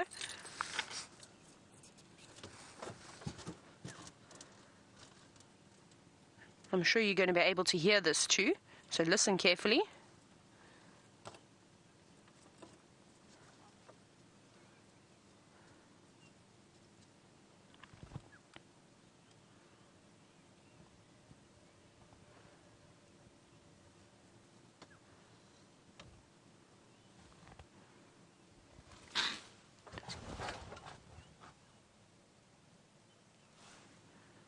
Don't know who they're snorting at, if they're doing it to each other, because then they look at us.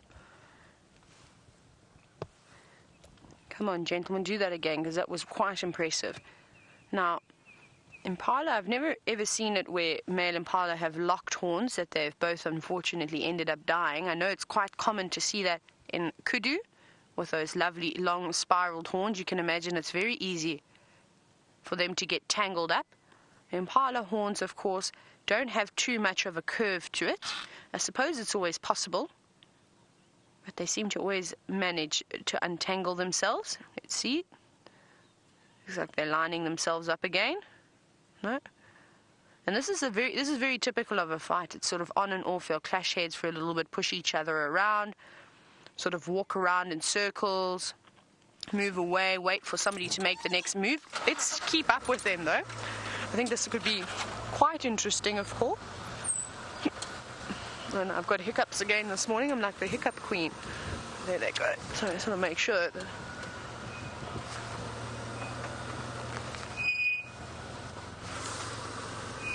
Here they are.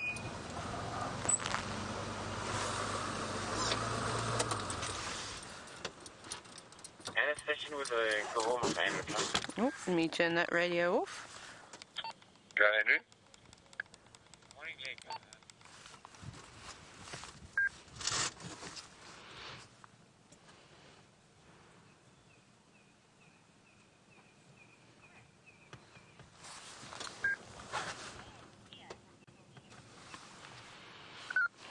Now you can see they're chasing each other around now. They're not sort of letting either one of them get out of their sight. So I presume that they're going to continue fighting the way they were. That didn't look like sparring to me, of course. That was quite serious. They are running away though, and they're about to cross south out of our view. Well, at least we got to have a little quick glimpse of something like that. Very special to see. It's actually very uncommon to come around and be able to find something like that. Now I know, Chris, you were wondering if impala have ever killed any people before, and you said that quite often deer will actually kill humans. Now, it is definitely possible. So even just looking at something like an impala, yes, it eats leaves and grass and other things, and I think that's where we as humans become so complacent, as we start to think, oh, an antelope can't do anything to you. Now, I think if you got on an impala's wrong side, especially coming up to breeding season when the males do start all ratting and start fighting for a place in the herds of impala, and I think if you get a bit too close, I think you could find yourself in a little bit of trouble. Of course, if you corner that animal, well, then it's going to have no choice but to try and get past you if you're blocking the only escape route. Now, an animal that actually causes quite a few injuries every single year in South Africa is a bushbuck. So remember that antelope we saw last night that was sort of on the other side of the fence in the lodge when we were sitting with the lions? That antelope is a dangerous little critter. Quite surprising though. Very, very sharp horns and very aggressive by nature. Often when bushbuck fight, when oryx fight, so those beautiful antelope with the big sort of black, big long horns, you see them in the desert areas in the Kalahari, and waterbuck are three of the most sort of aggressive males when they fight, and often it'll end in a fatality. So you want to be careful of something like that. We've got a couple of zebra. I wonder if it's the same herd from earlier. Let's have a look. Let's see if these ones are going to stand nicely for us. No, of course they're disappearing into the bushes. There's a couple of zebi bums for you. No, it doesn't look like it's the same herd. I think it's a different group, as all of these zebra have their tails. And here all the birds, they've definitely woken up now though.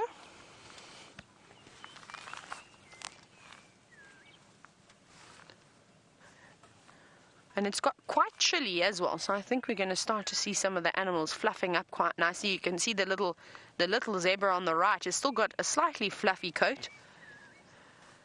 And typically they lose that fluffiness just after about a year old or so. So just a little bit fluffier than when mom is on the left.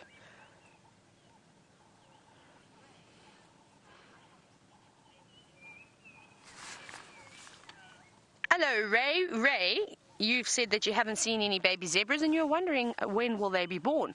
I've got good news for you, Ray. We actually saw our first baby zebra foal, a couple of days ago, maybe 2 or 3 afternoons ago.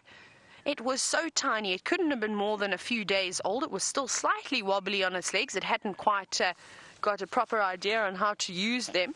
So anywhere from now that one has given birth, I presume that the herd that it's in, those females will start to sort of sync up and probably also drop their foals around a similar time, maybe a few weeks apart from each other. So I reckon now, normally I always say that it's the zebras that give birth first, occasionally the impala, but with zebras having such a long gestation period, it's almost a year. I think it's like a day or two shy of a year. Yeah, it's quite nice. So that's something we're going to keep a lookout for. Maybe we'll actually go and check that area where we saw that little zebra foal. That was sort of around Chele Pan, Twin Dams Road, somewhere around there. We'll have a quick little glimpse. Maybe they haven't gone too far, and perhaps we'll find that little one this morning.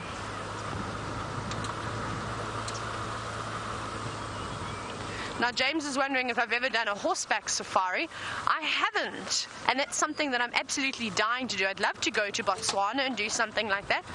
But I must say I'm also a little bit nervous, especially if it's in an area where there are big cats. I'm not particularly worried about a leopard, but a lion, because a lion would see a horse's food. Now, I don't know if I'd want to be on the back of the horse while being chased by a pride of lions. I think that that would be quite frightening. Otherwise, maybe going to an area where there perhaps aren't big cats, maybe just a little nature reserve or something like that. I think that that would be quite nice to do as well. Now, I forgot to mention to you, we found Karula's tracks and the rest of the gang, and it seems as though they've crossed out of our traverse. It looked like they went into Chitwa, unfortunately. But I saw the cubs' tracks as they were playing on the road, but I didn't see where they crossed. I only saw where Karula crossed, which is quite interesting. So I don't know if she maybe dropped them on our side of the reserve somewhere, or maybe they just sneakily leapt over the road. It did look like they were playing on the road, and I think we probably only missed them by about half an hour, maybe 45 minutes. Those tracks were so nice and fresh, and now I'm still trying to find out where on earth these elephants are. I was just double checking roads because it didn't look like they were on Philemon's cut line, and I've seen lots of vehicles around here now. I wonder what's going on. I should maybe have a little listen to the radio, but we're going to try and find those elephants, seeing as though it doesn't seem like Karula's here anymore. But while we do this, of course, let's go back across to Byron and watch those cubs play some more.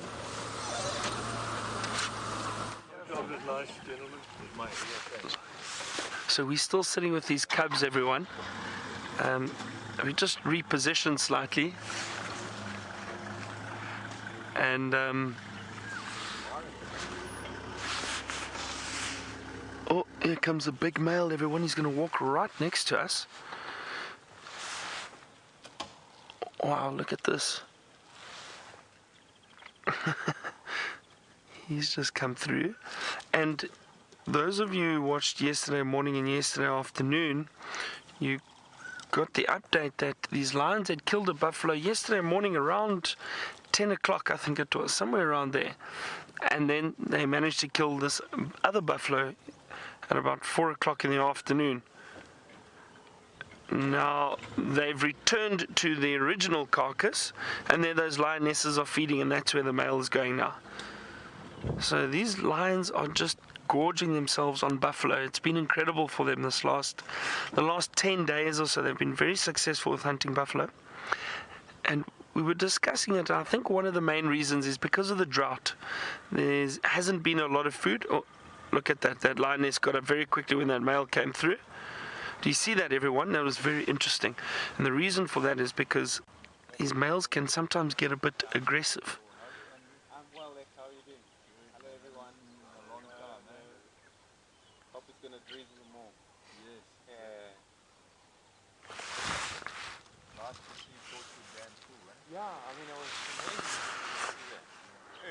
Now, look at this lioness, everyone, very close to us right here, just off to the right. And look at that mouth, it's covered in blood, because of just feeding on that buffalo.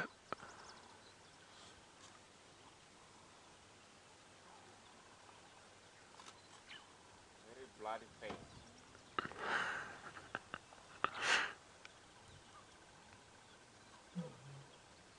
So as I was saying, the males get quite aggressive when they do get to these buffalo, and the females are a little bit nervous, so they do move off and let the males feed.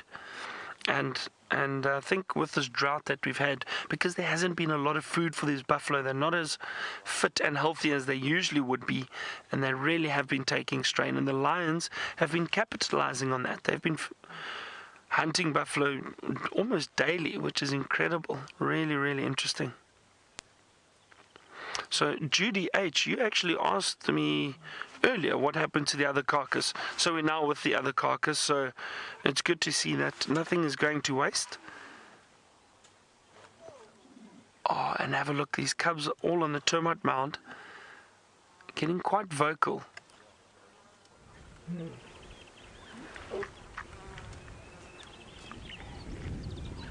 There's so much happening here, I don't know where to look.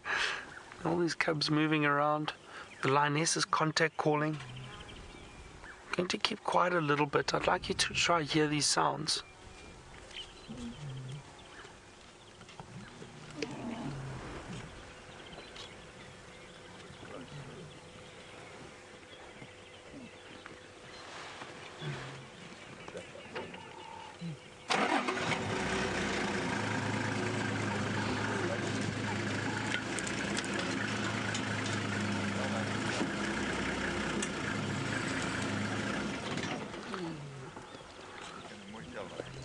Oh, look at that. Can you hear these lions, everyone?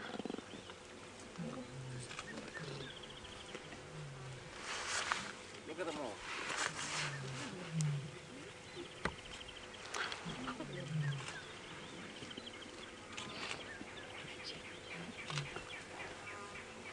And here come the two females also following.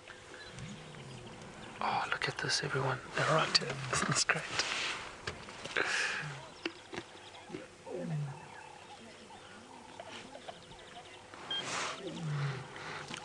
Laurie from Phoenix.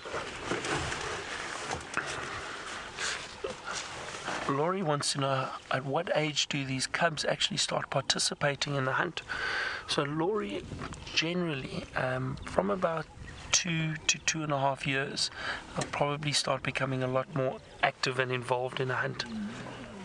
Oh, this is a big lioness, everyone. That was close.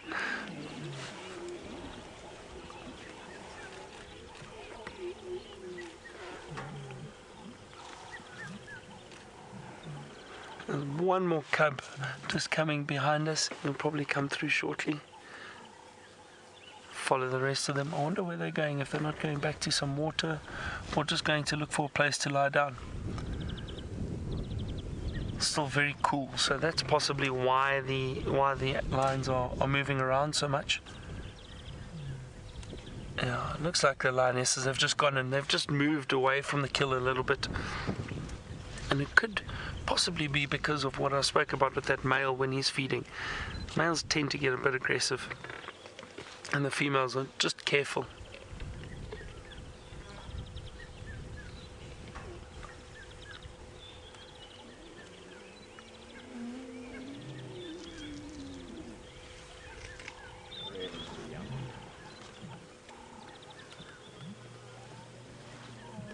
This is fascinating. You can actually hear that male crunching on some of that buffalo, some of the bones. But it's amazing. I mean, they fed on an entire buffalo last night, and they've just walked through and they started feeding on the other one. So it really is very, very interesting.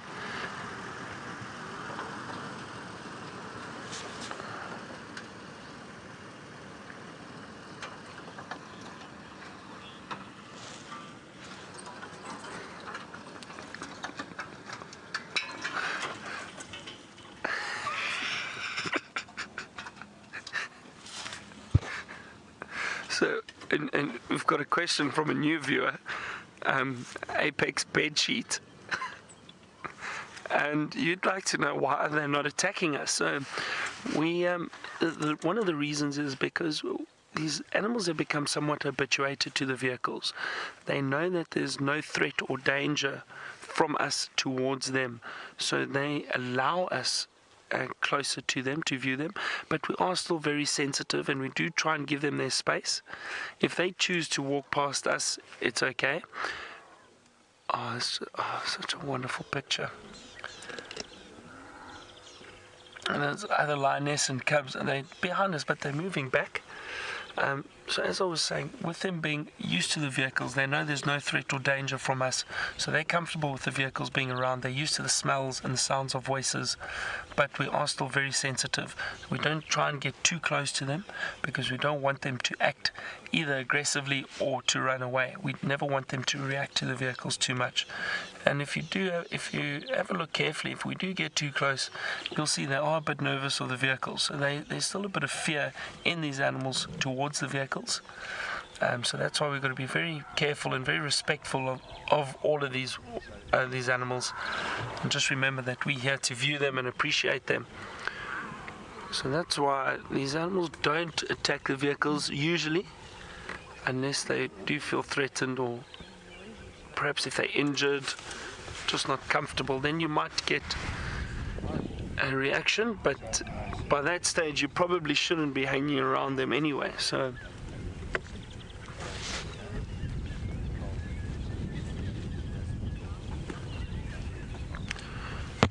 alright, we're going to sit with these lions for a bit longer and just see what they get up to, how they move around, and if they head back to the carcass. While I do that, Tayla's got a tall animal she wants to show you. Where is it? There seems to be no shortage of giraffe at the moment. There isn't just this beautiful giraffe that we're looking at here, this young boy. There's actually quite a few of them around here, and hopefully we'll get to show you most of them. But isn't he lovely? Now, he's not the biggest giraffe that we've been seeing over the last couple of days. You can see by his color, he's sort of quite light, and his ossicones aren't very broad just yet. He's still getting there. Isn't this lovely? I'm just taking a time to listen to the beautiful sounds as well that are out in the bush. And you can even hear him feeding. Let's see if you can hear that.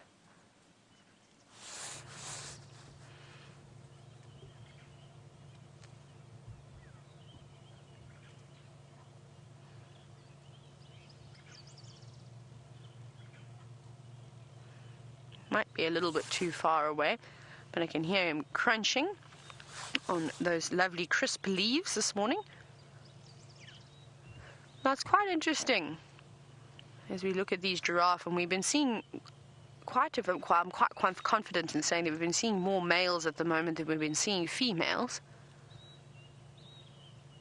And if you look at the giraffe and the difference in their heights between the various sexes, between the male and female, you'll notice that obviously the male is much taller. He's almost a meter taller than the female. So they can stand at about 5.5 meters tall. So they like to feed off of the tops of the trees. And it's almost like they are not in direct competition of each other, because the females, which are then almost a meter, like I said, shorter than the males, they've got an entire new level of feeding to feed on. That's what I love about nature, is how everything sort of fits in between sort of each other. And then of course you get the elephants, which are not quite as tall as the giraffe, and their trunks are sort of restricted as to how high they can reach, and they probably feed at even a lower level than what the female giraffe feed on. And then of course you get the next biggest one, which I would probably say is a kudu, and then the kudu would come through and eat. The nyala, the bushbuck, the impala, and they all feed on different levels. But sometimes we have to say thank you to the elephants, which push over the beautiful big marula trees, which not all the animals can utilize and feed on. Sometimes even too tall for the giraffe. But we do know that the giraffe tend to prefer the acacia species of tree, and they're the largest pollinator of the acacias. Can you believe that?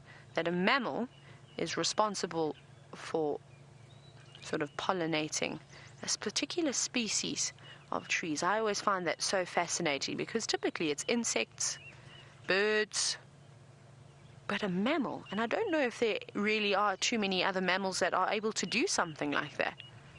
But I suppose when you stick your head into the acacias, when they've got those lovely yellow flowers on them, all that pollen, which is quite sticky, sticks on their faces. And that's something that I'm going to look for. Once these acacias start to get the little yellow flowers, I'm going to start checking the giraffe faces very carefully to see if we can find any pollen that is sort of stuck to around its nose, I presume, probably on its chin.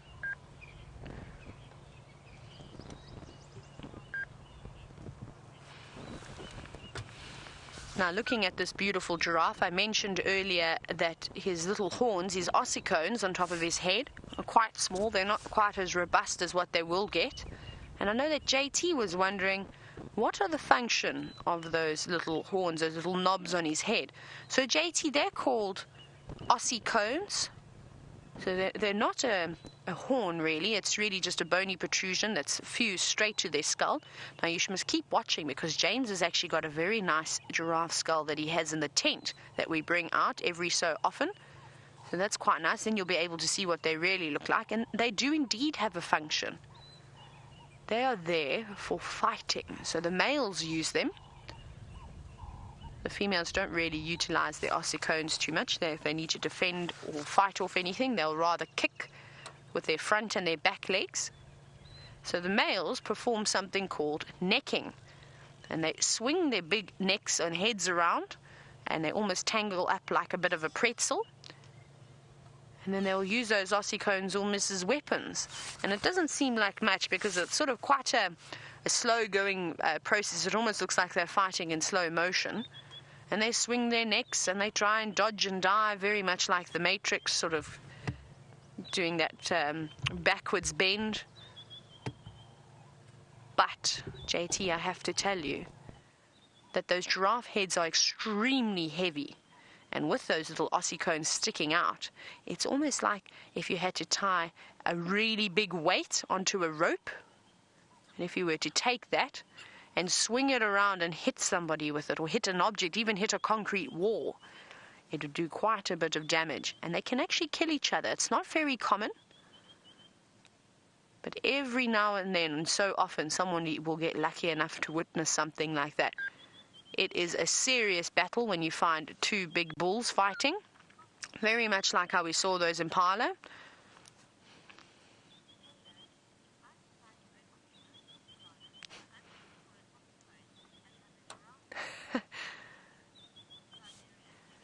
Siberia Zumi, you have made my morning. So Siberia Zumi says today that if she were to open up an ice cream store, we would call it. It's a guy. Oh, sorry, Siberia Zumi. Sometimes it's so difficult to decipher your names. I apologize. So he's saying that he would call it Aussie cones and have a picture of a giraffe. I think that's very clever. I like that actually a lot. You better trademark that very quickly before somebody else gets your idea and steals it. I think that's lovely. There's another giraffe up ahead. Let's go and have a look and see if it is a male or a female. I hope it's a female. Like I said, we haven't really been seeing too many females around and too many little giraffe. I think I've seen one giraffe calf. Oh, now this. Who have we got here? I think this is going to be a tricky one. So far it looks very dark. So my initial thought would go to male because of the enhancing of color. But let's double check. Yes, it is a male, but he's not a particularly big male. Here he is. He's got his head tucked away.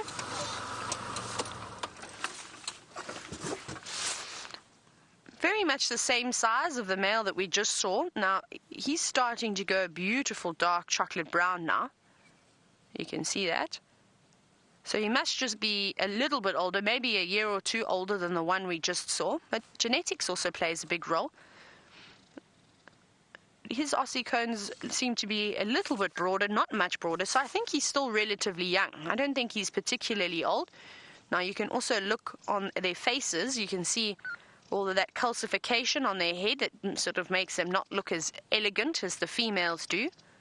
They reckon that by the time a giraffe has reached the age of 10 years, his head will be 7 kilograms heavier just with all that calcification that forms on his face over there. Isn't that amazing? And all those sort of bumps and ridges help protect the skull. But if we go down to his front legs, we'll see he doesn't seem to have done too much fighting. This is always a good way to tell the age of a giraffe too. You can see there's a couple of sort of bumps and scabs forming on his legs and a few little cuts. And on his, let's go up towards what would be his knees. I just want to zoom in onto the, see there? No. So he doesn't look very young. So I reckon he's just about to come into the prime of his life. Typically, an older giraffe bull would have serious sort of scabbing all the way down its front of its legs because they tend to take the brunt of the force when they are boxing with each other, I suppose you could say, and kicking each other and swinging their heads at each other. But he doesn't seem to have had too many injuries. They don't actually look too bad at all. Maybe it's just from sparring with another male, and perhaps it got a little bit too rough, and he sustained a couple of injuries like that. But he's still got a long way to grow, to go. His neck is quite slender still. He hasn't really got too much muscle on his shoulder. But he's looking lovely. I think he's got an advantage that his coat is looking so nice and dark already. But I think it will be maybe a wee bit longer until he's going to be able to really challenge the males. Now he's using his tongue quite nicely. Let's see if he does it again. He was sticking it out quite a bit. Here we go, you can see. And that tongue is so long, it's almost 40 centimeters in length, and they're able to poke it out and bring those leaves straight into its mouth. Now I wonder why it's doing that, because there's lots of thorns on this tree. Normally when there are quite a few thorns, they sort of just pick delicately around the different leaves. But maybe this one is a tough giraffe and is not really bothered too much.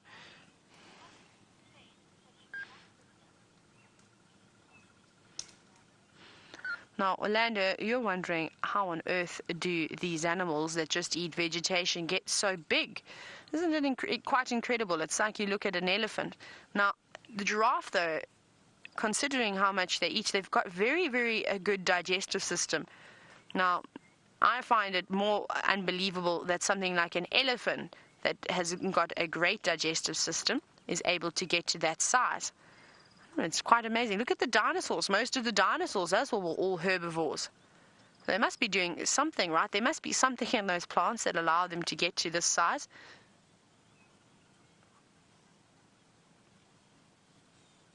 You can see there's a little oxpecker jumping around on the giraffe's neck as well.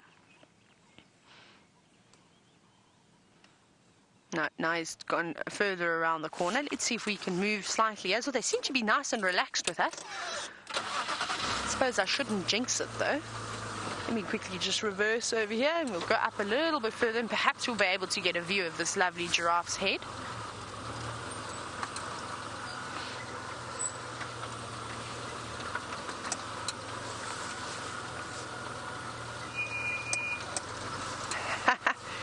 Siberia Zumi, I'm going to come to your ice cream parlor. If your signature flavor is going to be marula, I think that's a grand idea. He's very much enjoying this tree. He's just going further and further into it. And our friend the oxpecker doesn't look like it's working too hard today as well, just taking it easy on this sort of cloudy day. He's just sitting on the other side of the giraffe's neck, so we can't see the oxpecker anymore. And you can quite clearly see the thorns on this tree. It's very impressive. I don't know. I think if I had to try and... No, where is the thorns? Oh, has it moved on to another one now? I think he's feeding on a different tree on the other side, I wonder, because the one that he was feeding on looked like it had horrible thorns on it.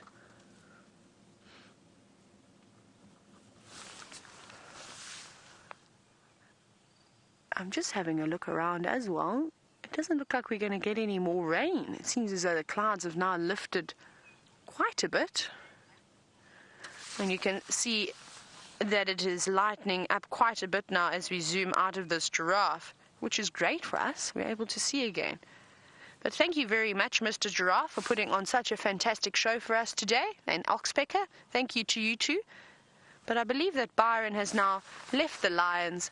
Let's go across and see what his plan is for the rest of the morning. We have, I have left the lions, everyone, and the reason for that is they just went and settled down a little bit, and we wanted to give some of the other vehicles a chance to see them, and we will go back later though. We'll go past a little bit later and just see what they do get up to, and we had a lovely big herd of impala right next to us, and they scattered just before you joined us because a little duiker came running out the bush and startled all the impala, and the impala just scattered. There is a wildebeest up ahead too that I'll show you. Yeah, there's one over there. There's been a few of them around. Speaking about the impala, I know people are giving their predictions for the first impala lamb to be seen or to be born. And I wonder, so I know James, I think was the 6th or the 7th. Oh, hang on everyone, we've got zebra and wildebeest up ahead. Have a look at that.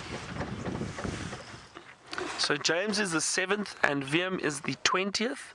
And their predictions on the first impala lamb. So I'm going to say the 11th of November. Yeah, the 9th of November. The 9th of November is when we will see the first impala. 13th. And Brian says the 13th. Oh dear, Brian. You way off. So it is now official. They have written it down in final control. So we will see. And apparently there is huge money riding on it. Or not. And it's nice to see. So apparently the impala is named after me. Lord Byron Impala.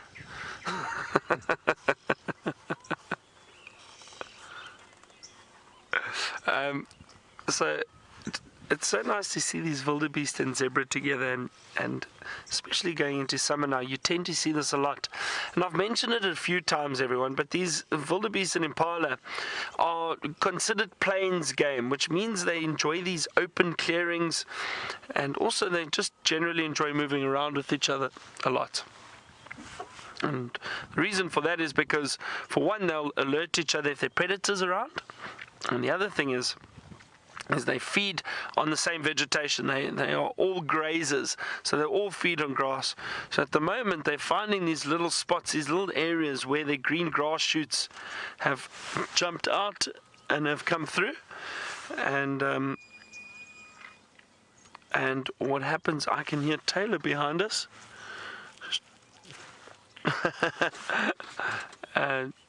Tayla's wandering about looking for animals.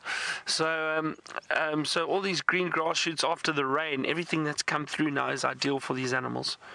So that's why you do see or start seeing a lot of them together. I love seeing the zebra too.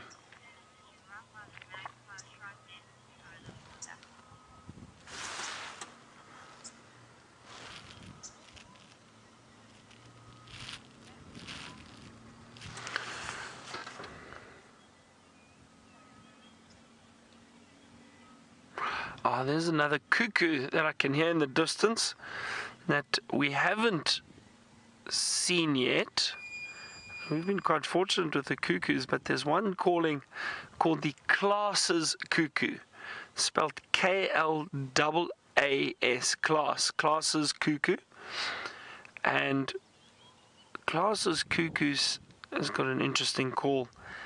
Sounds like he's going, Mikey, Mikey, Mikey, Mikey.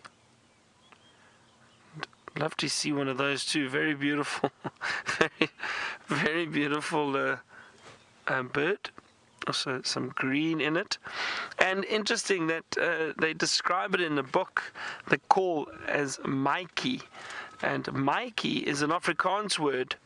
So almost Dutch. It originates from Dutch, and Mikey means friend. So this bird is going friend, friend the whole time. But that's what Mikey means. So.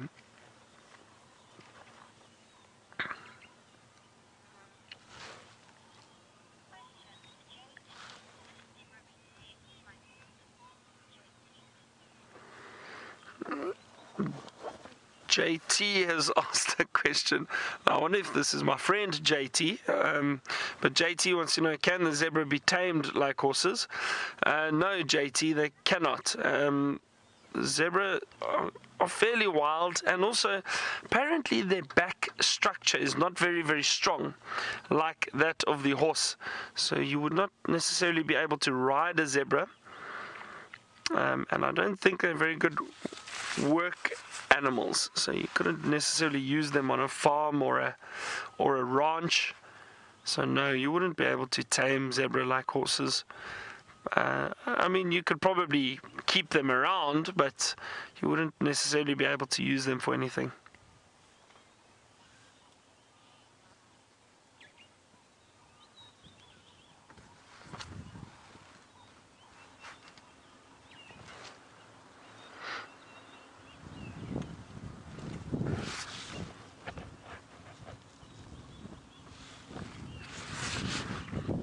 Still a very cool breeze. The temperature's still quite low at the moment, which is nice. It's lovely having cool weather for a change, because it can get so hot here. And we've had these really, really warm days. And our times have changed, everyone. So it's now live at 5 a.m. in the morning, and we finish at 8. And then in the afternoons, and that's Central African time, and then in the afternoons we are live at 4 o'clock, I believe, and finish at 7. So a little bit earlier in the morning and later in the afternoon. I'm not so sure about the earlier in the morning. This morning was a bit tricky to get going. So we now have to get up around 4 a.m.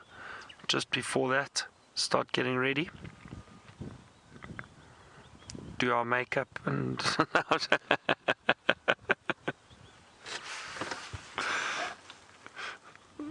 Alright, shall we continue and see what else we can find? It's lovely to see the zebra and the wildebeest.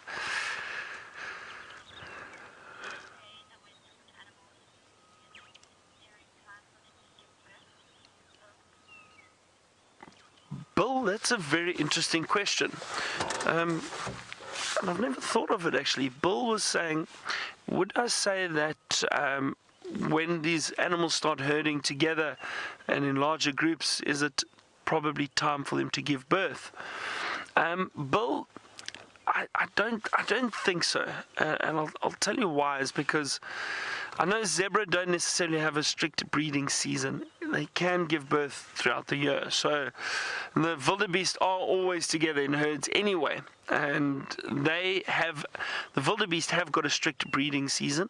So they usually give birth around towards the end of November through to the beginning of December. Usually the beginning of December, first week or two of December.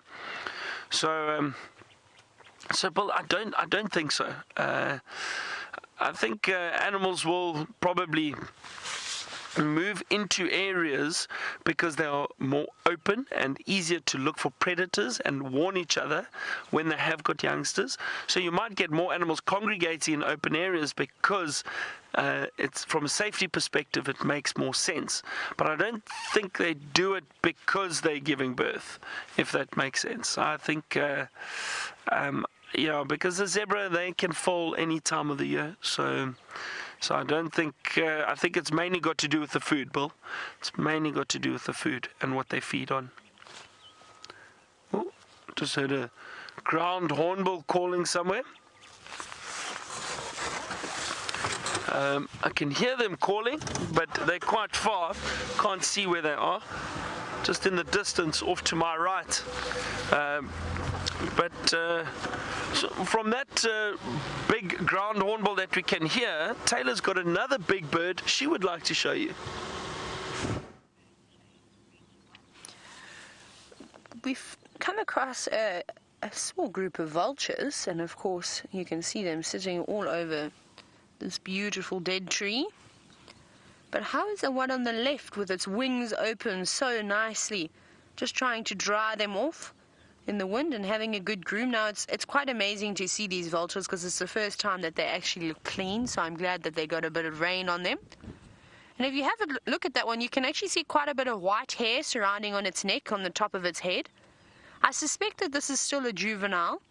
We typically see that sort of white fluff quite prominently on the youngsters, and as they start to get older it sort of disappears and you'll just see a little bit of it. And it takes them up to about 6 years to become and get their full adult colors. So I think that this one is almost there, just because it's got too much sort of white fluff around its head. It is losing it slightly, and they'll always have a little bit. You can see that there is a slight breeze now as the feathers sort of ruffle in the wind, and that's a really good way to dry them. You see, unfortunately the vulture, unlike the water birds, the ducks and the herons, they've got a oil gland which they're able to sort of preen their feathers with and gives them the waterproof coating. Now vultures and most of the other birds don't actually have that at all. So when you get wet in the rain, well, you've got to find a nice tree where there's a bit of a breeze and either ruffle your feathers up, which we normally see the starlings and the drongos doing. And then of course when you're a beautiful big bird like this and your wingspan is well over 2 meters, well then you've got to open those wings up and let the wind drift through. There's another one. Look at them, they're all doing it. This is quite beautiful. That one looks like it's having a sleep in the process. Its head is down and probably underneath its wing. You can see it just, there we go, maybe it's actually grooming. You can see it moving around a bit now. That's quite lovely.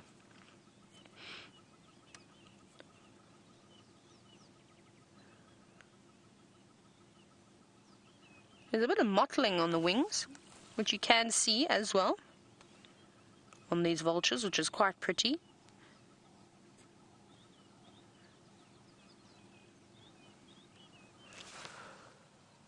This is so beautiful, and it's lightening up so nicely. This one's not too bothered just yet. And we did smell something dead as well in the distance as we came through this little drainage line. So perhaps there, unfortunately, another buffalo has succumbed to its injuries. But isn't that absolutely beautiful? What an incredible pose, especially when you've got such an enormous wingspan like that. Hello, cheers. Hi. How's it going? Absolutely amazing. Yeah, reaching back, you see, when you've got a long head like that as well, you can reach all the way down to your tail feathers and give them a bit of a groom as well. And it's so important that they groom their feathers because they need to realign the little hooks that they do have in their feathers, which enables them to fly. If they don't do that, then they're probably going to struggle, and you might get little gaps in between the feathers. Lovely. I'm going to turn around for us. Oh, that's beautiful. Now you can clearly see why they are called white-backed vultures. There's usually not very much of an opportunity. You sort of just have to take our words, because they can get confused by the Cape vulture. But of course, the Cape vulture, which is quite rare, I don't think I've ever even seen a Cape vulture before. Perhaps once, if I remember when I was really young, down in the Eastern Cape of South Africa. They lack the beautiful white feathers that you see just above the tail feathers of this lovely vulture. And sort of for such big birds, they often get that reputation of being quite clumsy and ditzy. I think that they're very intelligent. Like I said, I think we always underestimate the intelligence of the animals, except the wildebeest. Those ones, I'm not convinced that they're super intelligent. But this is something that we don't always get to see. I've actually seen it a couple of times since I've been here, but to have them posing so beautifully and at various angles, well, now I'm sure that you will never ever misidentify a white-backed vulture again, because you've literally seen every angle of these birds.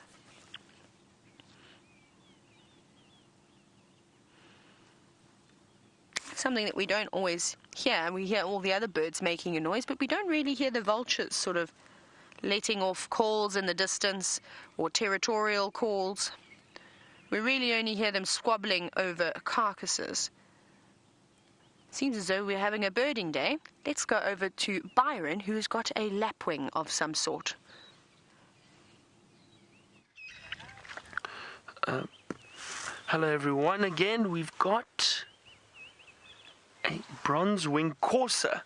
Now this is very exciting. I don't know when last I saw a bronze-winged courser. Sounds like there's a lion in the vehicle with us. It's my stomach. Feeling a bit peckish. That is a beautiful, beautiful bird, and it's mainly nocturnal. That's why we don't see them very often.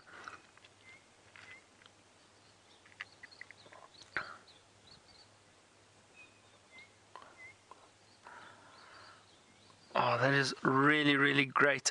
I've not seen a bronze-winged courser in quite some time. Look how they wander through looking for food. They've got very large eyes, and that's distinct of nocturnal birds. All the nocturnal birds have got very, very large eyes. There's another one coming from the right, Brian. So there's a pair here. Basically the same line that the other one took. But you can see how well they disappear. So I'm so glad we caught a glimpse of them. I just saw it moving and it looked a little bit different. A little bit smaller than some of the other ground birds you get around here.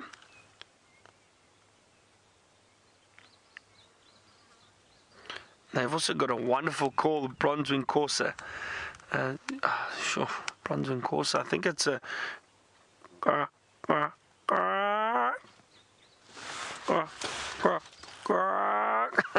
something like that. But it does sound something like a bronze-winged courser. Let me actually, while we're here, let me get my app and just see if I can play that call for you. There's a bronze-winged courser. And let's see how accurate I was.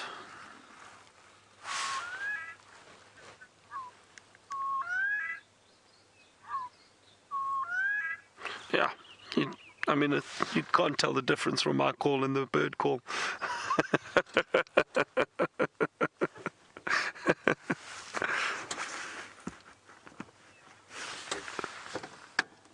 Oh, it's a lovely bird. That's very nice. And I hope all of you that are watching have been ticking your bird lists.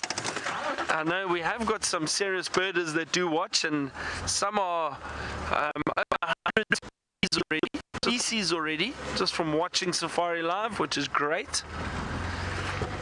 And I hope a lot of these little birds that we've been finding over the last 10 days have added to your list.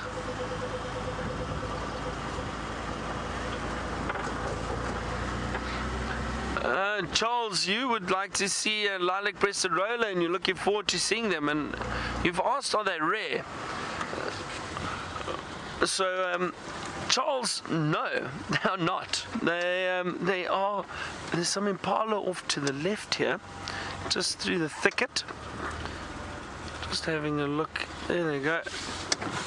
I just want to see if I can get a nice view of them for you quickly.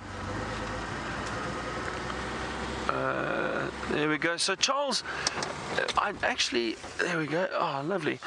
I'll have a look around now, but there's a lot of lilac-breasted rollers around. They are not rare at all. And they are beautiful birds, and they're found through most parts of southern Africa.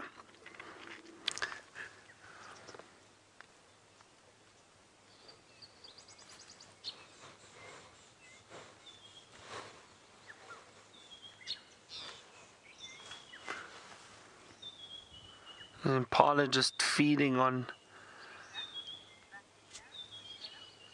some of the green shoots that have come out there.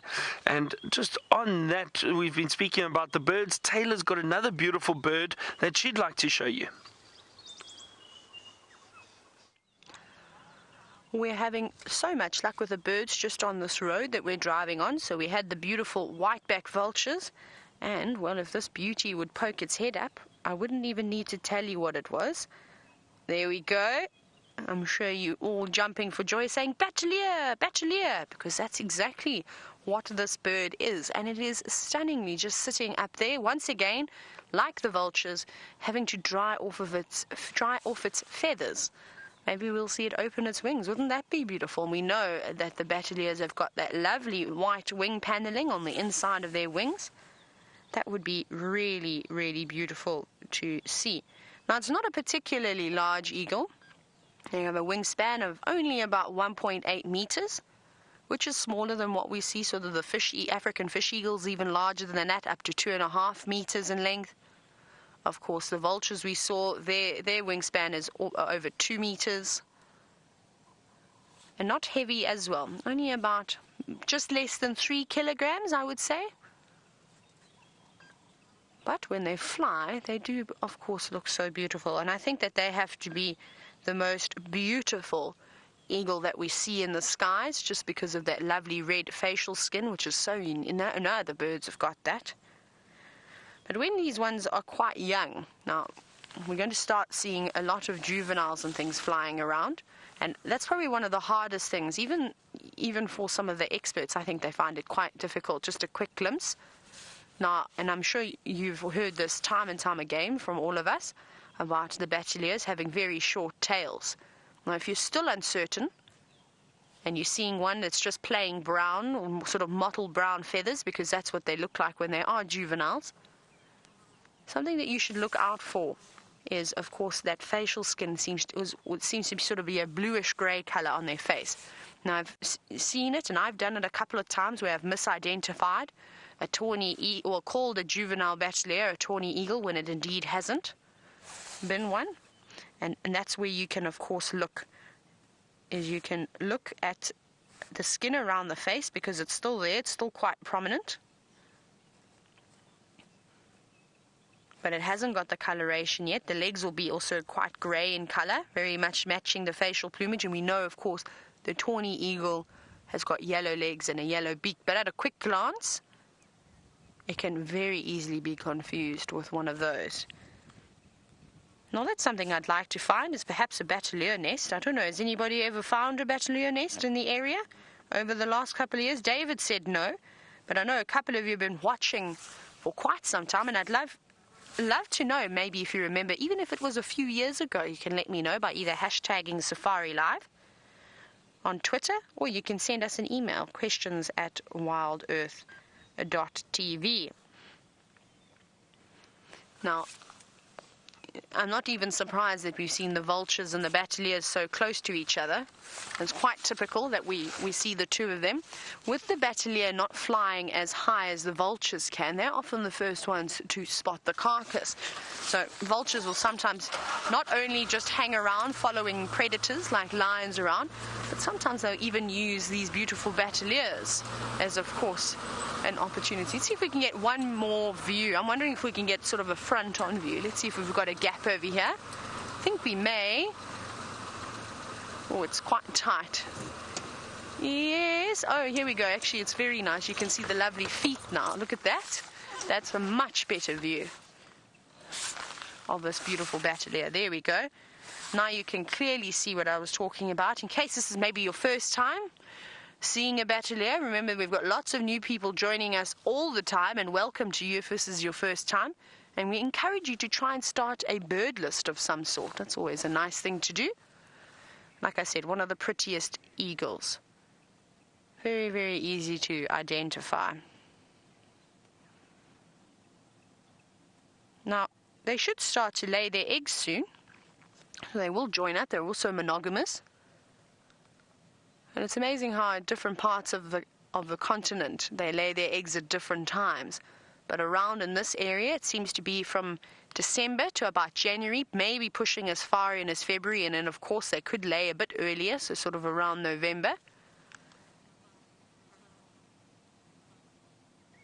And they typically only have one egg.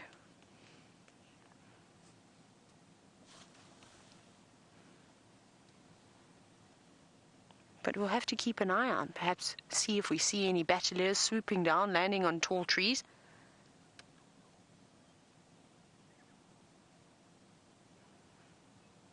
And they very much, like the rest of the eagles do, make those beautiful big platform nests that we see on the tops of trees. Sometimes some eagles make their nests on sort of the edge of cliff faces, very much sort of like owls, and utilize any large structure as it is tough to try and find a tree with enough leaves and little sticks that can hold your weight. Remember, it won't just be one of them up there. Sometimes you might have both adults sitting up on the nest, one sitting on the eggs, other one scouring for food, and then, of course, the chicks.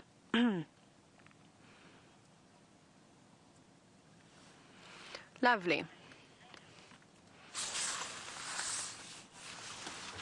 Oh, Elaine, you want to know how many different types of eagles that we have? We see so many. Should we try and count them?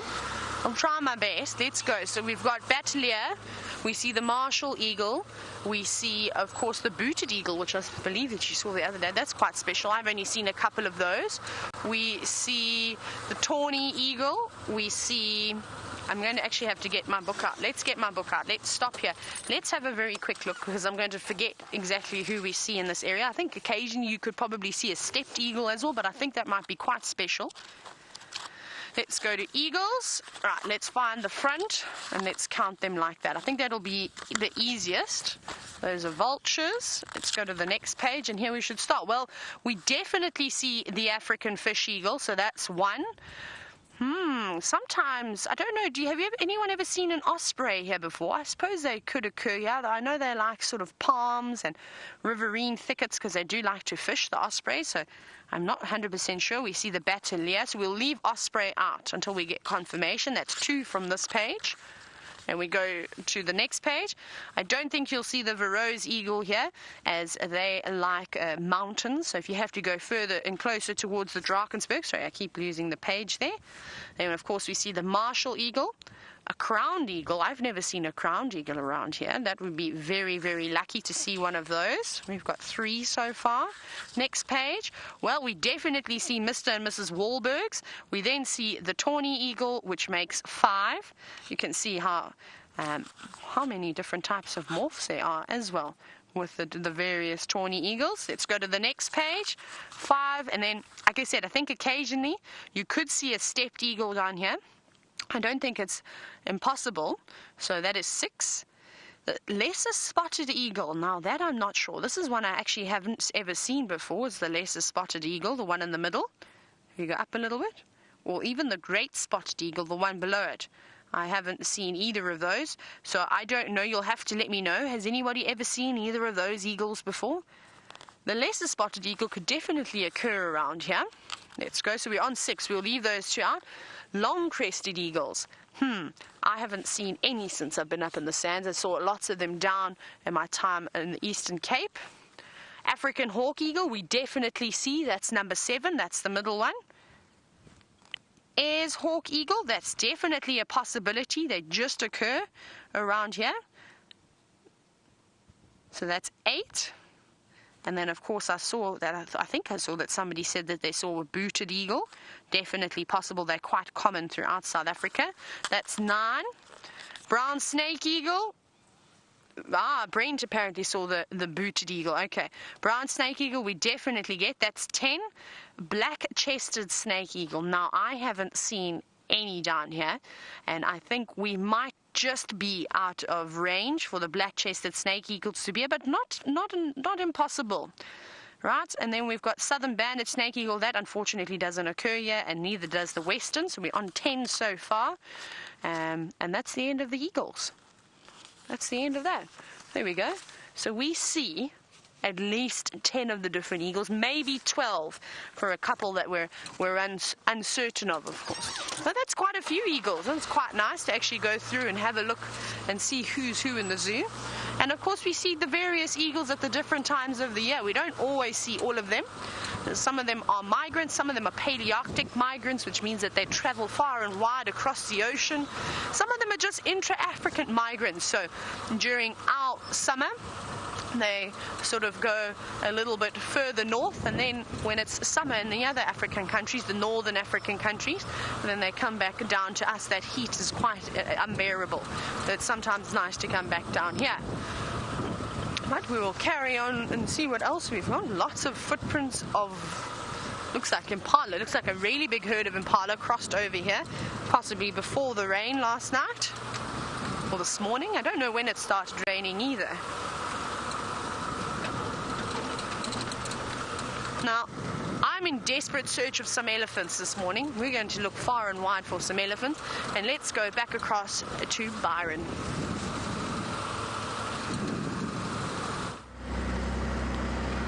So we haven't seen too much else just yet. We're driving around and scanning to see what else we can find.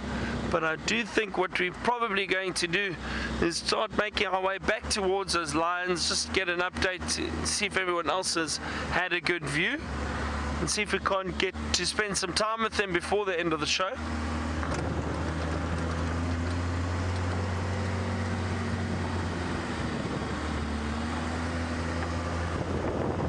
You never know, we might still bump into something around here. I'm looking for a lilac-breasted roller because I know some of you want to see one.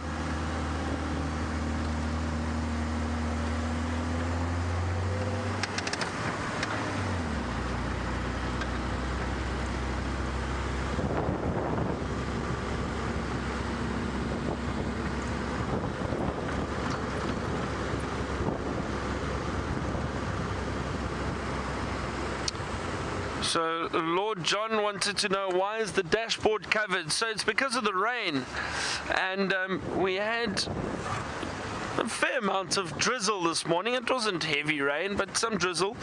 And what happens is we've got a lot of electronics around the front. I've got a little screen and that, so I can see what Brian is focusing on when I'm talking about the animals, and there's the radios and so on. So that's just a cover, just to protect some of the electronics. Some buffalo tracks around here.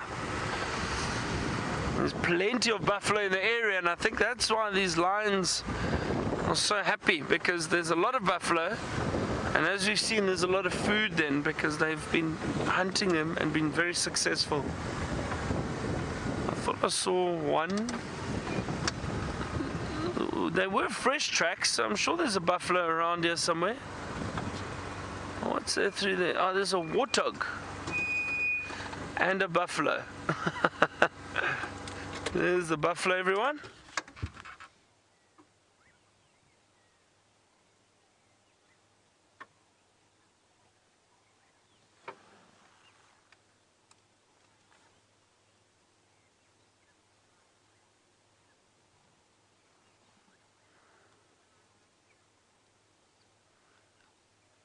Is that a little one? I can't see clearly. Hang on, let me just get my binoculars here. No. Looks like a younger one at the back, but not a little one. There's also a zebra through the back, but these are the buffalo. Those tracks I just saw must be them, because those were fresh tracks crossing the road, and we've just managed to find them here. There was a warthog that just ran off in front of those buffalo. It'd be nice to see. It looked like quite a big warthog too. I'm just going to roll forward a little bit. These buffalo are quite deep in the thicket. Look at that. It's amazing as Brian zooms out how difficult it is to spot them. Isn't that incredible? Thanks, Brian. Let's see if we can find this warthog. I think it may have moved off. The warthog can be quite shy. And a little skittish when the vehicles come around. Some of them get used to it and they don't mind it, but usually they run off quite quickly. Looks like that warthog's run off.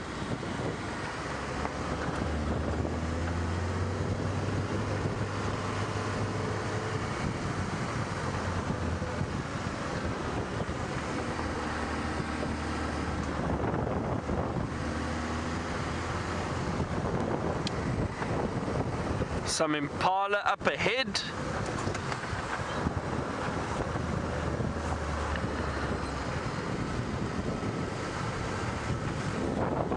I'm really enjoying this cool weather.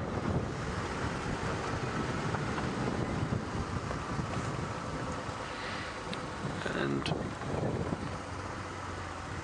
Brian and I were just chatting. Oh, watch him jump. That's fantastic. And now this is actually interesting, everyone, and what I'd like to show you is this impala very close to us, off to the right. No, not the male. A little bit further right, Brian, if you don't mind. There we go. This young male is coming into the frame. There we go. Have a look at that coat. See, it looks very ruffled.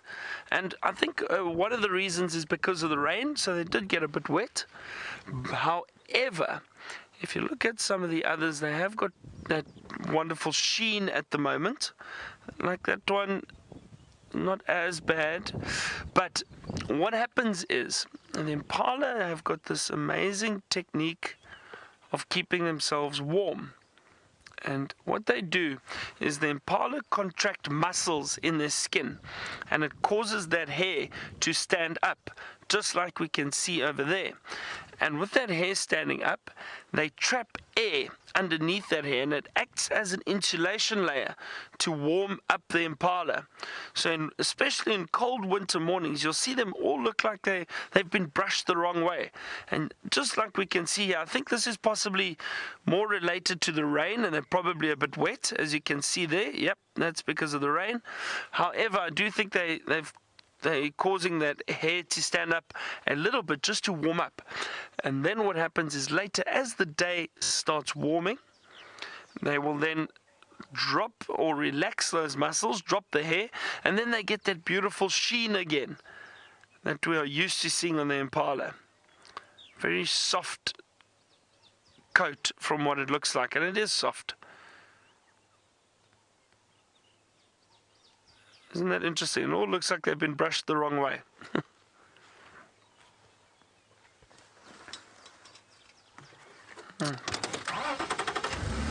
So it's amazing how the animals are able to adapt to the environment where they are in and into different climatic conditions.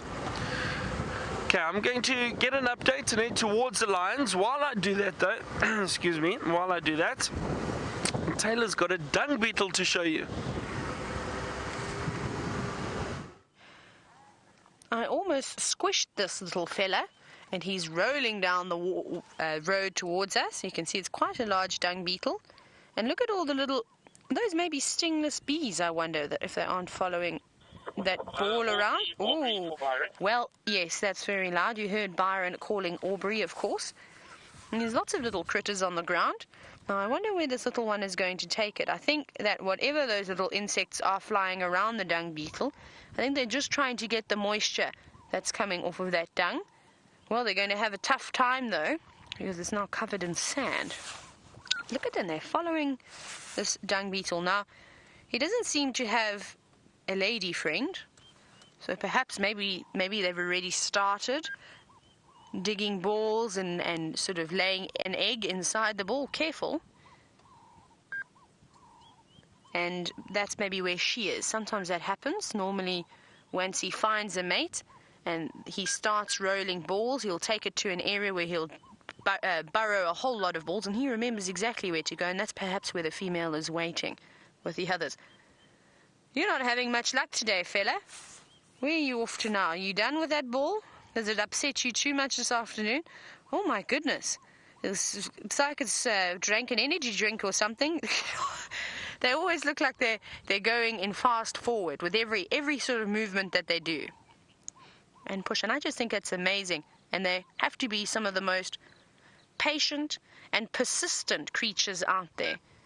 I've watched dung beetles go up the steepest of steep hills. Let's see if it's able to push it up here. Get almost 3/4 of the way up and then unfortunately roll all the way down.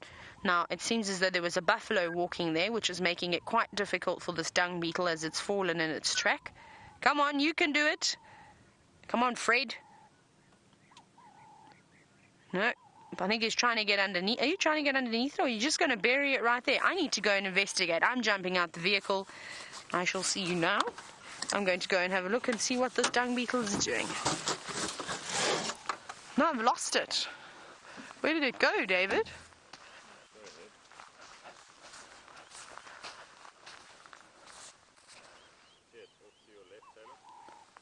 Oh, yeah. Oh, wow. I was watching it on the monitor, of course, and then I forgot where it went. Are you just going to dig your home here? It looks like it. No, you're trying to get underneath. I think that's exactly what this little dung beetle was trying to do. Is I think it was trying to get underneath it so that it could push it up and over this little ledge. And it doesn't seem to be doing too much of a good job. Come on, it's not a steep hill. You can do it. I don't want to help you out because you need to learn. You need to get strong. You're looking for another route. And that's all this little thing will do, is it will go round and round and round until it can find a spot where it can indeed cross. Now, you're not very good at this. This isn't a particularly talented dung beetle, unfortunately. Like I said, I've seen them going up hills that are like this with absolutely no problem. And this one is having a very hard time with just the smallest dung beetle. Well, I suppose we should probably leave him and let him carry on with his day. Good luck with your adventure. I suspect that that dung beetle is going to be there for quite some time, though. It seems to be quite a big challenge. Right, let me try and slide in now. Let's carry on from the dung beetle. There is the plug. And I'm in again. No. Not a very intelligent one. It's just going back to the same place that it was, trying to push it up the same ramp that it didn't succeed the first time round.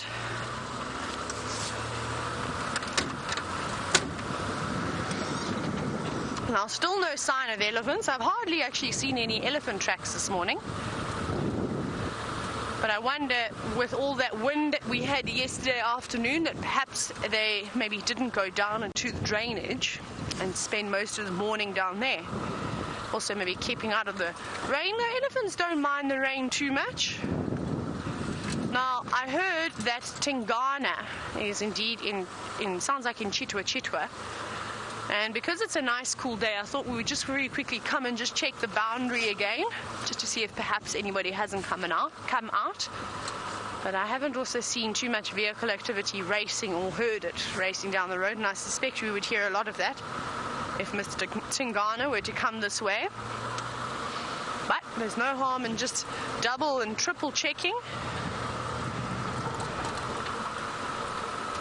Right, we're going to carry on just along Gowrie Main for just a little bit longer, and then we shall venture back off into Djuma.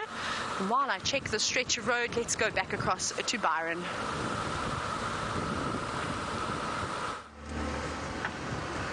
So we're almost back in the position where those lions were. It sounded like they moved around a little bit. Let's just have a look. We're not far, everyone, so let's see where they are. I'm sure they're still around that carcass though. Or maybe the male is in fact.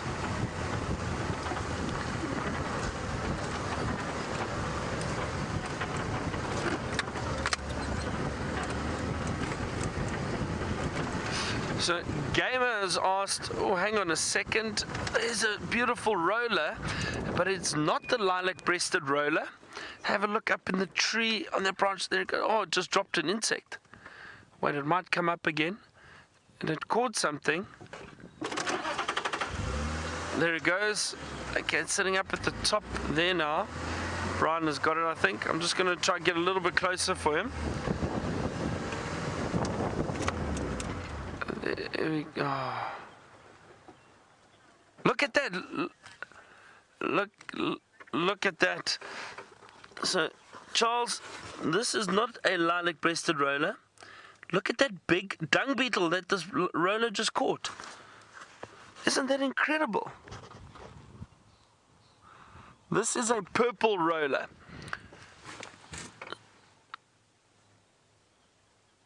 Wow, it's got a big dung beetle.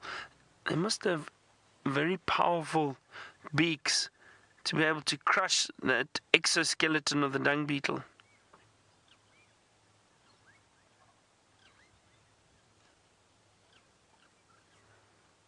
Amazing. She ate that whole thing. But you see how it caught it in flight. Just flew down and grabbed that dung beetle. That is amazing. So we witnessed a kill, everyone.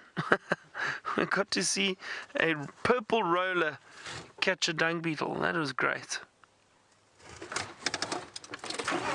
What were we talking about just before that? Oh dear. I've lost my train of thought.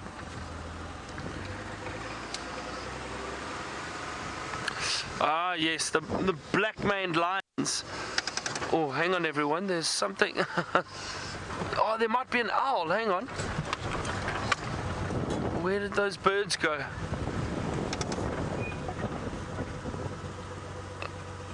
Oh, they flew off. The fork-tailed drongos were mobbing something, and oh,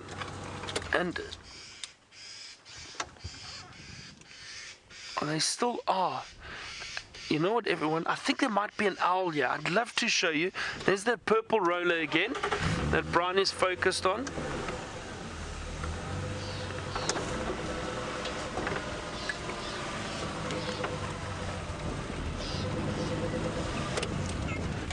Okay, I'm just having a quick scan here, because the drongos were mobbing something, and the starlings,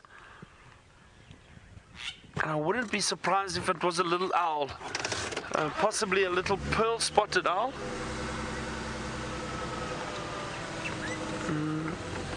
I saw them chase it off.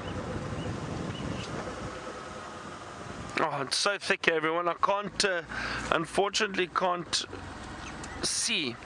So I can't show you where. I think there might have been a little owl that just flew in there. Interesting to see. Okay, so we're back with these lions.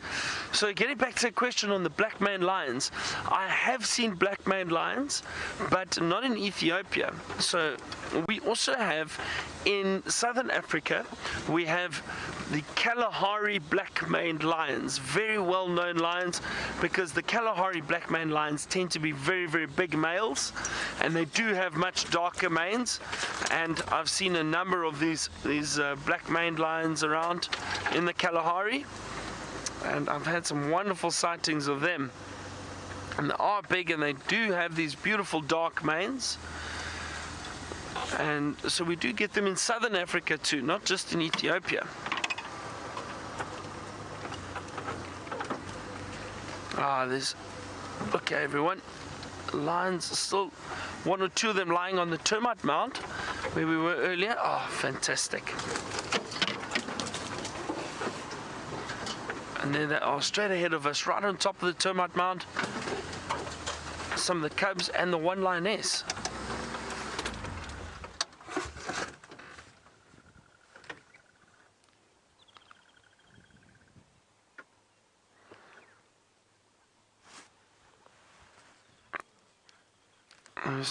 They've been moving around here quite a lot, it looks like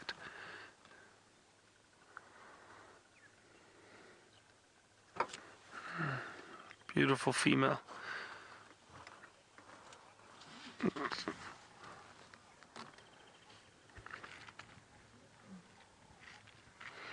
They're still very, very active, everyone, and I think it's because of the weather, with it just still being so cool. And also, we need to remember, it's still very early. You know, it's not even 8 o'clock yet. So, these lions still quite active, moving around, which is fantastic. And that's what I always say. It's so nice to get out early, and you do get to see, generally you see more activity from the predators. Look at that little cub. Oh, listen, everyone. Just listen. You might hear.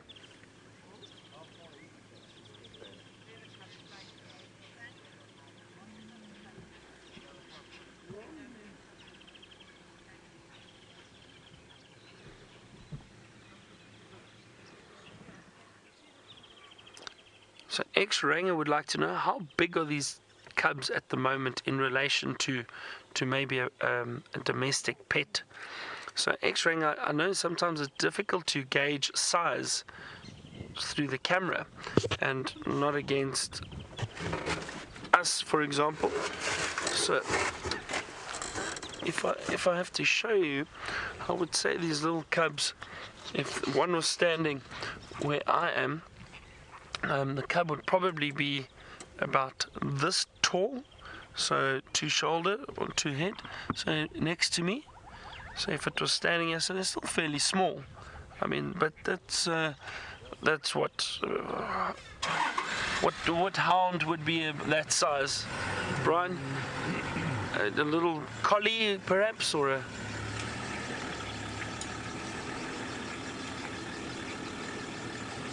bull terrier.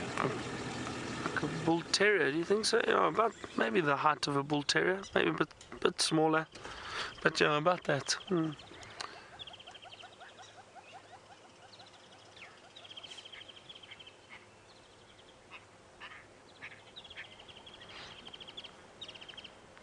Okay, we're going to sit with these lions for a little bit. Taylor's got some primates she'd like to show you.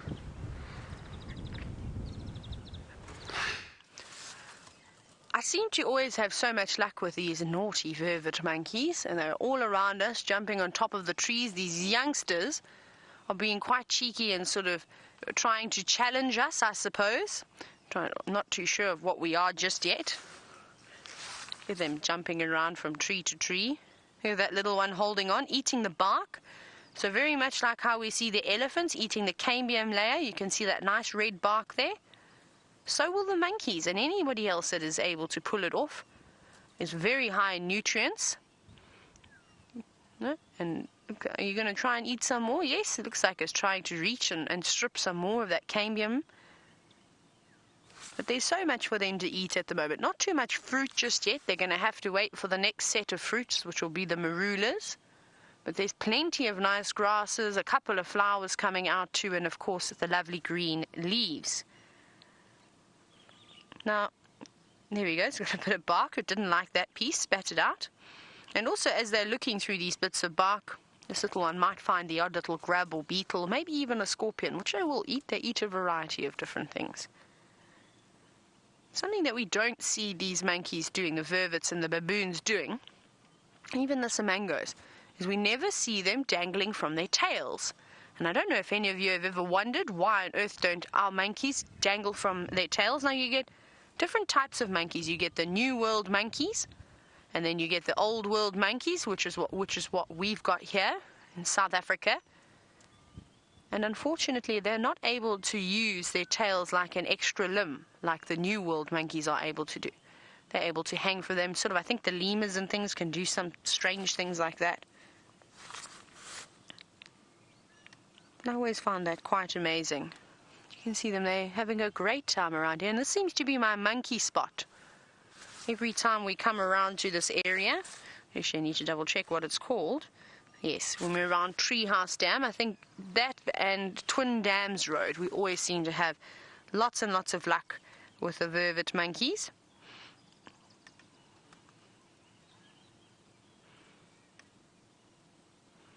And this is where the monkeys should be, sitting out here, foraging for their own food. You can actually hear them. Let's see if we can hear them chatting away.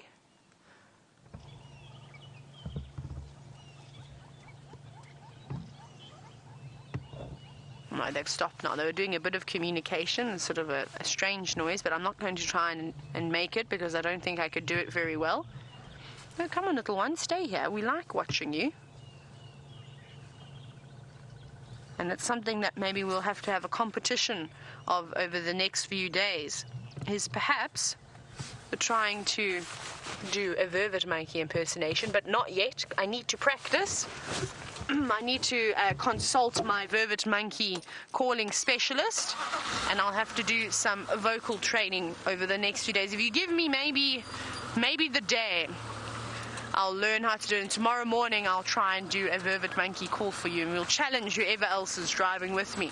But seeing as though the vervets have disappeared down into the drainage line, I think let's go back across to my favorite group of lions.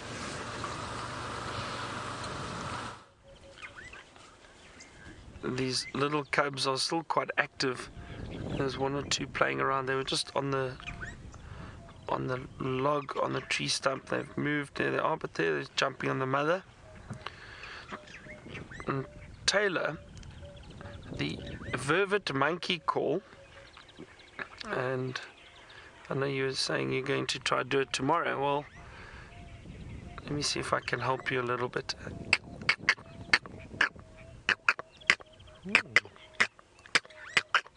That's the sound of a vervet monkey.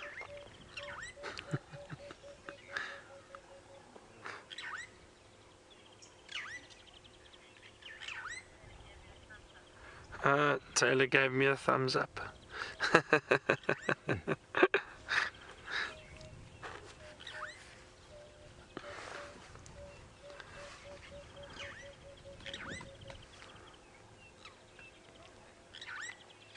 Watch that little cub. Yeah, there we go. Look at them play. That is just so wonderful, everyone.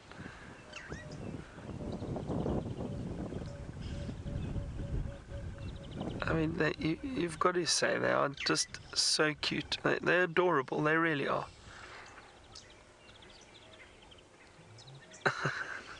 Floppy ear. That's Taylor's favorite. I think I'm going to call it flip-flop.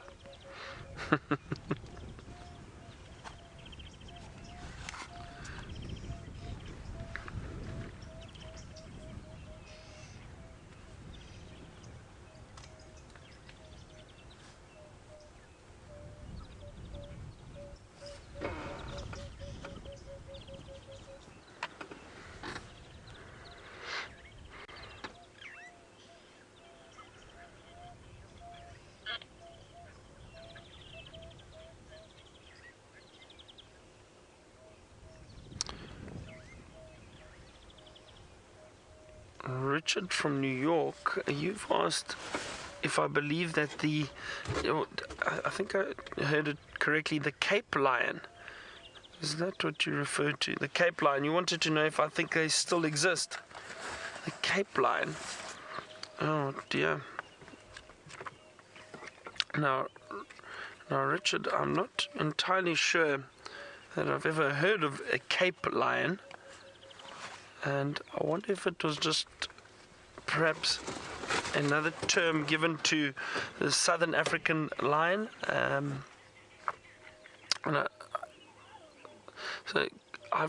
Richard, I really don't know. Never heard of it. And I do think you get slight variations in genetics of these animals depending on the areas, and one of the examples that I can think of quickly is the black rhino. Now black rhino are found throughout Africa, and they are the ones that are slightly more aggressive and a bit more temperamental compared to the white rhino. Those are the two species we have in Africa. The black rhino is also known as the hooked lip rhinoceros. But what I've found interesting is that we also have desert black rhino. So they obviously occur in desert areas, and they've adapted for those conditions. So they look completely identical. They look the same. There's no difference. Apparently there's only a slight genetic variation between the two subspecies. So I say subspecies because they are the same species, but you might get a slight variation depending on where they are found. And I think that's possibly what you're referring to when you're asking about a Cape lion. And occasionally what happens is it's based on where they occur and where they're found. Like those Kalahari black maned lions, they're found in northwest South Africa, so in the northwestern corner, and then up into the western parts of Namibia, and maybe a little bit of Botswana, and I think that is a slight subspecies too, or just genetic variation because of these big black manes that occur out in that area. And I wouldn't be surprised if the Cape lion is just an old term that was given to lions found maybe down in that southwestern region of South Africa. But I don't know. I've never heard of a Cape lion being spoken about. So it's an interesting question, Richard. And even with us being out here all the time, there are still things that we haven't heard of. But I do think that it might be people referring to lions just found in their area, and they then refer to them as maybe the Cape lion or the Central African lion, or whatever the case may be. Listen to the cubs calling. So interesting question, but yeah, I've never heard of a Cape lion, and I wonder if there are still any around. I'm sure I would have seen being guiding in different areas. So I don't know.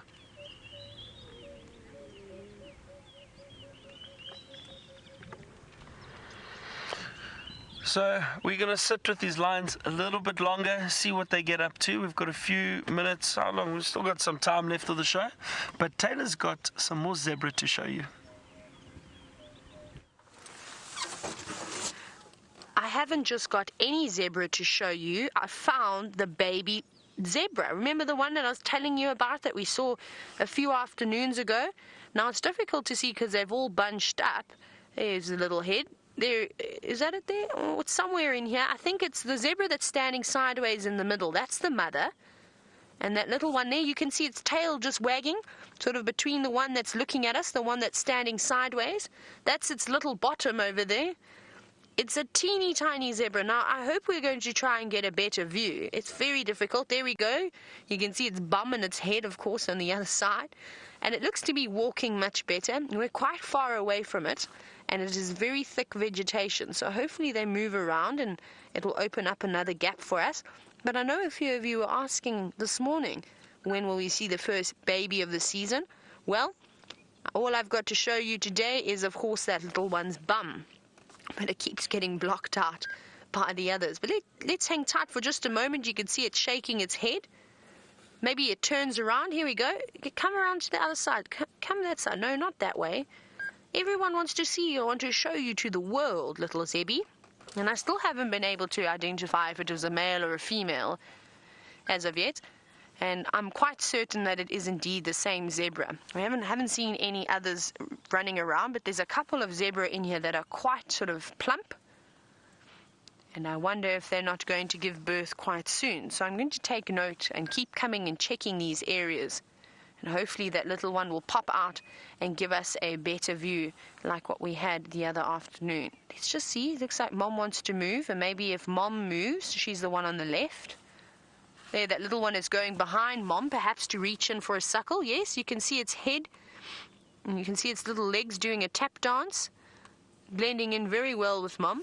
And now this is something quite nice to see. As we look at the zebra, even though it is tiny, and you can just see its little legs in between Mom's legs, and you notice that it's the same height as Mom's belly.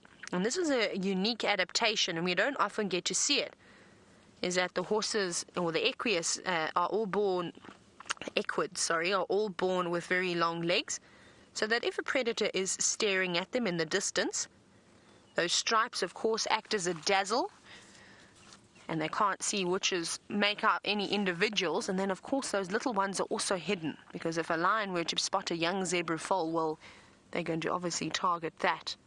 And then this way it is able to hide it in amongst the herd and almost become invisible. Unless they disperse, then it'll be a little bit of a problem.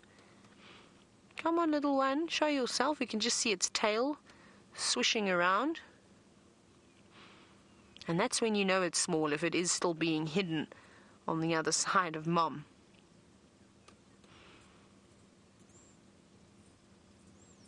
All standing quite close together as well. Come on, you can do it.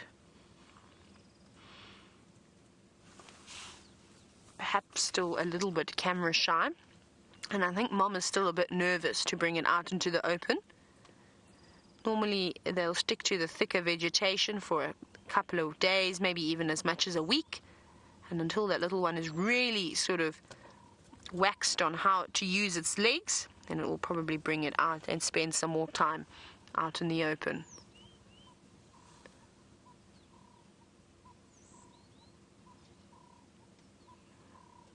Right, but it seems as though this little zebra doesn't want to be seen.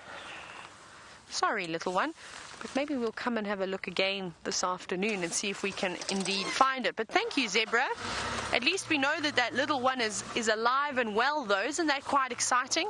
Because it's in its very vulnerable moments of its life when it just gets walking and on its legs. We know that there's lots of lions and leopards around. Well, there have been. Here's a few more that are standing here. It's very jiggy in her squeaky brakes. It's quite a nice big herd. It seems to have grown, though, since the last time I saw the zebra, though this particular herd, so maybe a couple more members have decided to join in.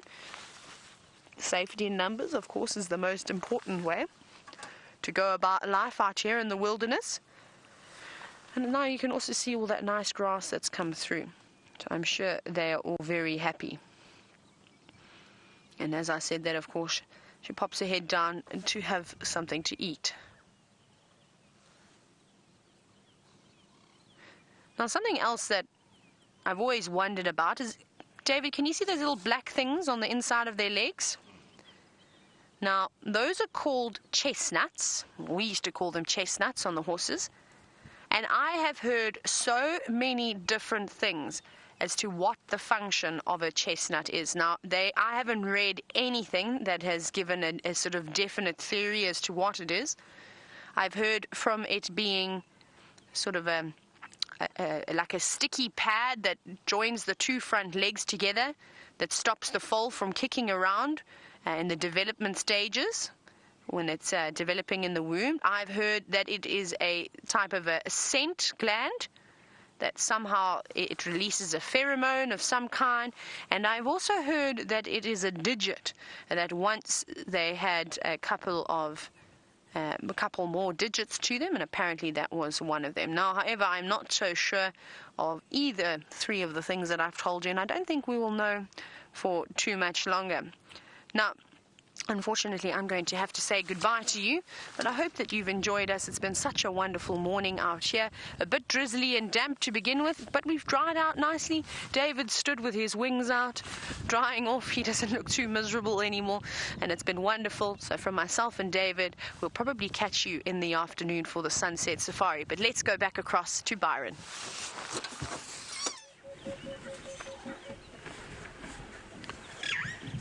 And we've just still got these little cubs playing around the females. It looks like one's stuck in the tree there.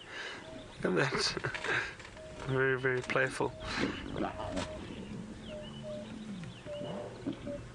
And then, look at that. They're feeding on that other buffalo. Can you believe it already? So they are so lucky that there's been so much food around for them. They've been very successful. And this is the second carcass, so not the one that they killed yesterday afternoon, the one that they killed yesterday morning around 10.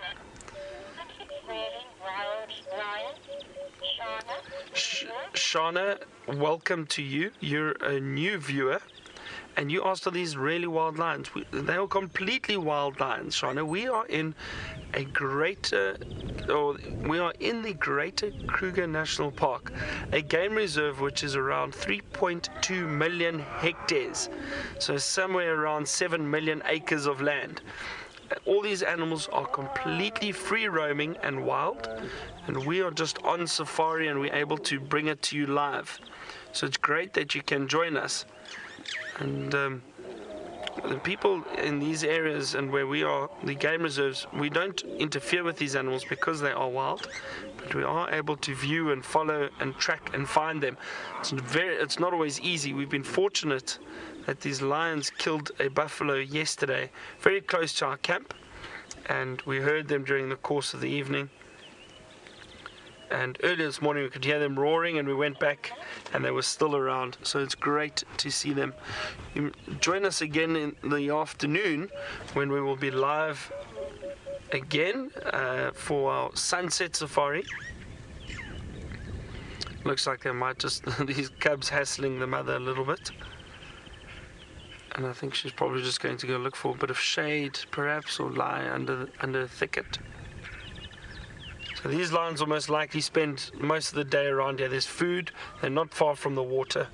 It's been wonderful to see them this morning and see all the interaction with these cubs and with the lionesses and the male. There is a male around here somewhere. I think he's still lying close to the carcass. I can't see him at the moment. But you can see the little cubs and the lionesses feeding.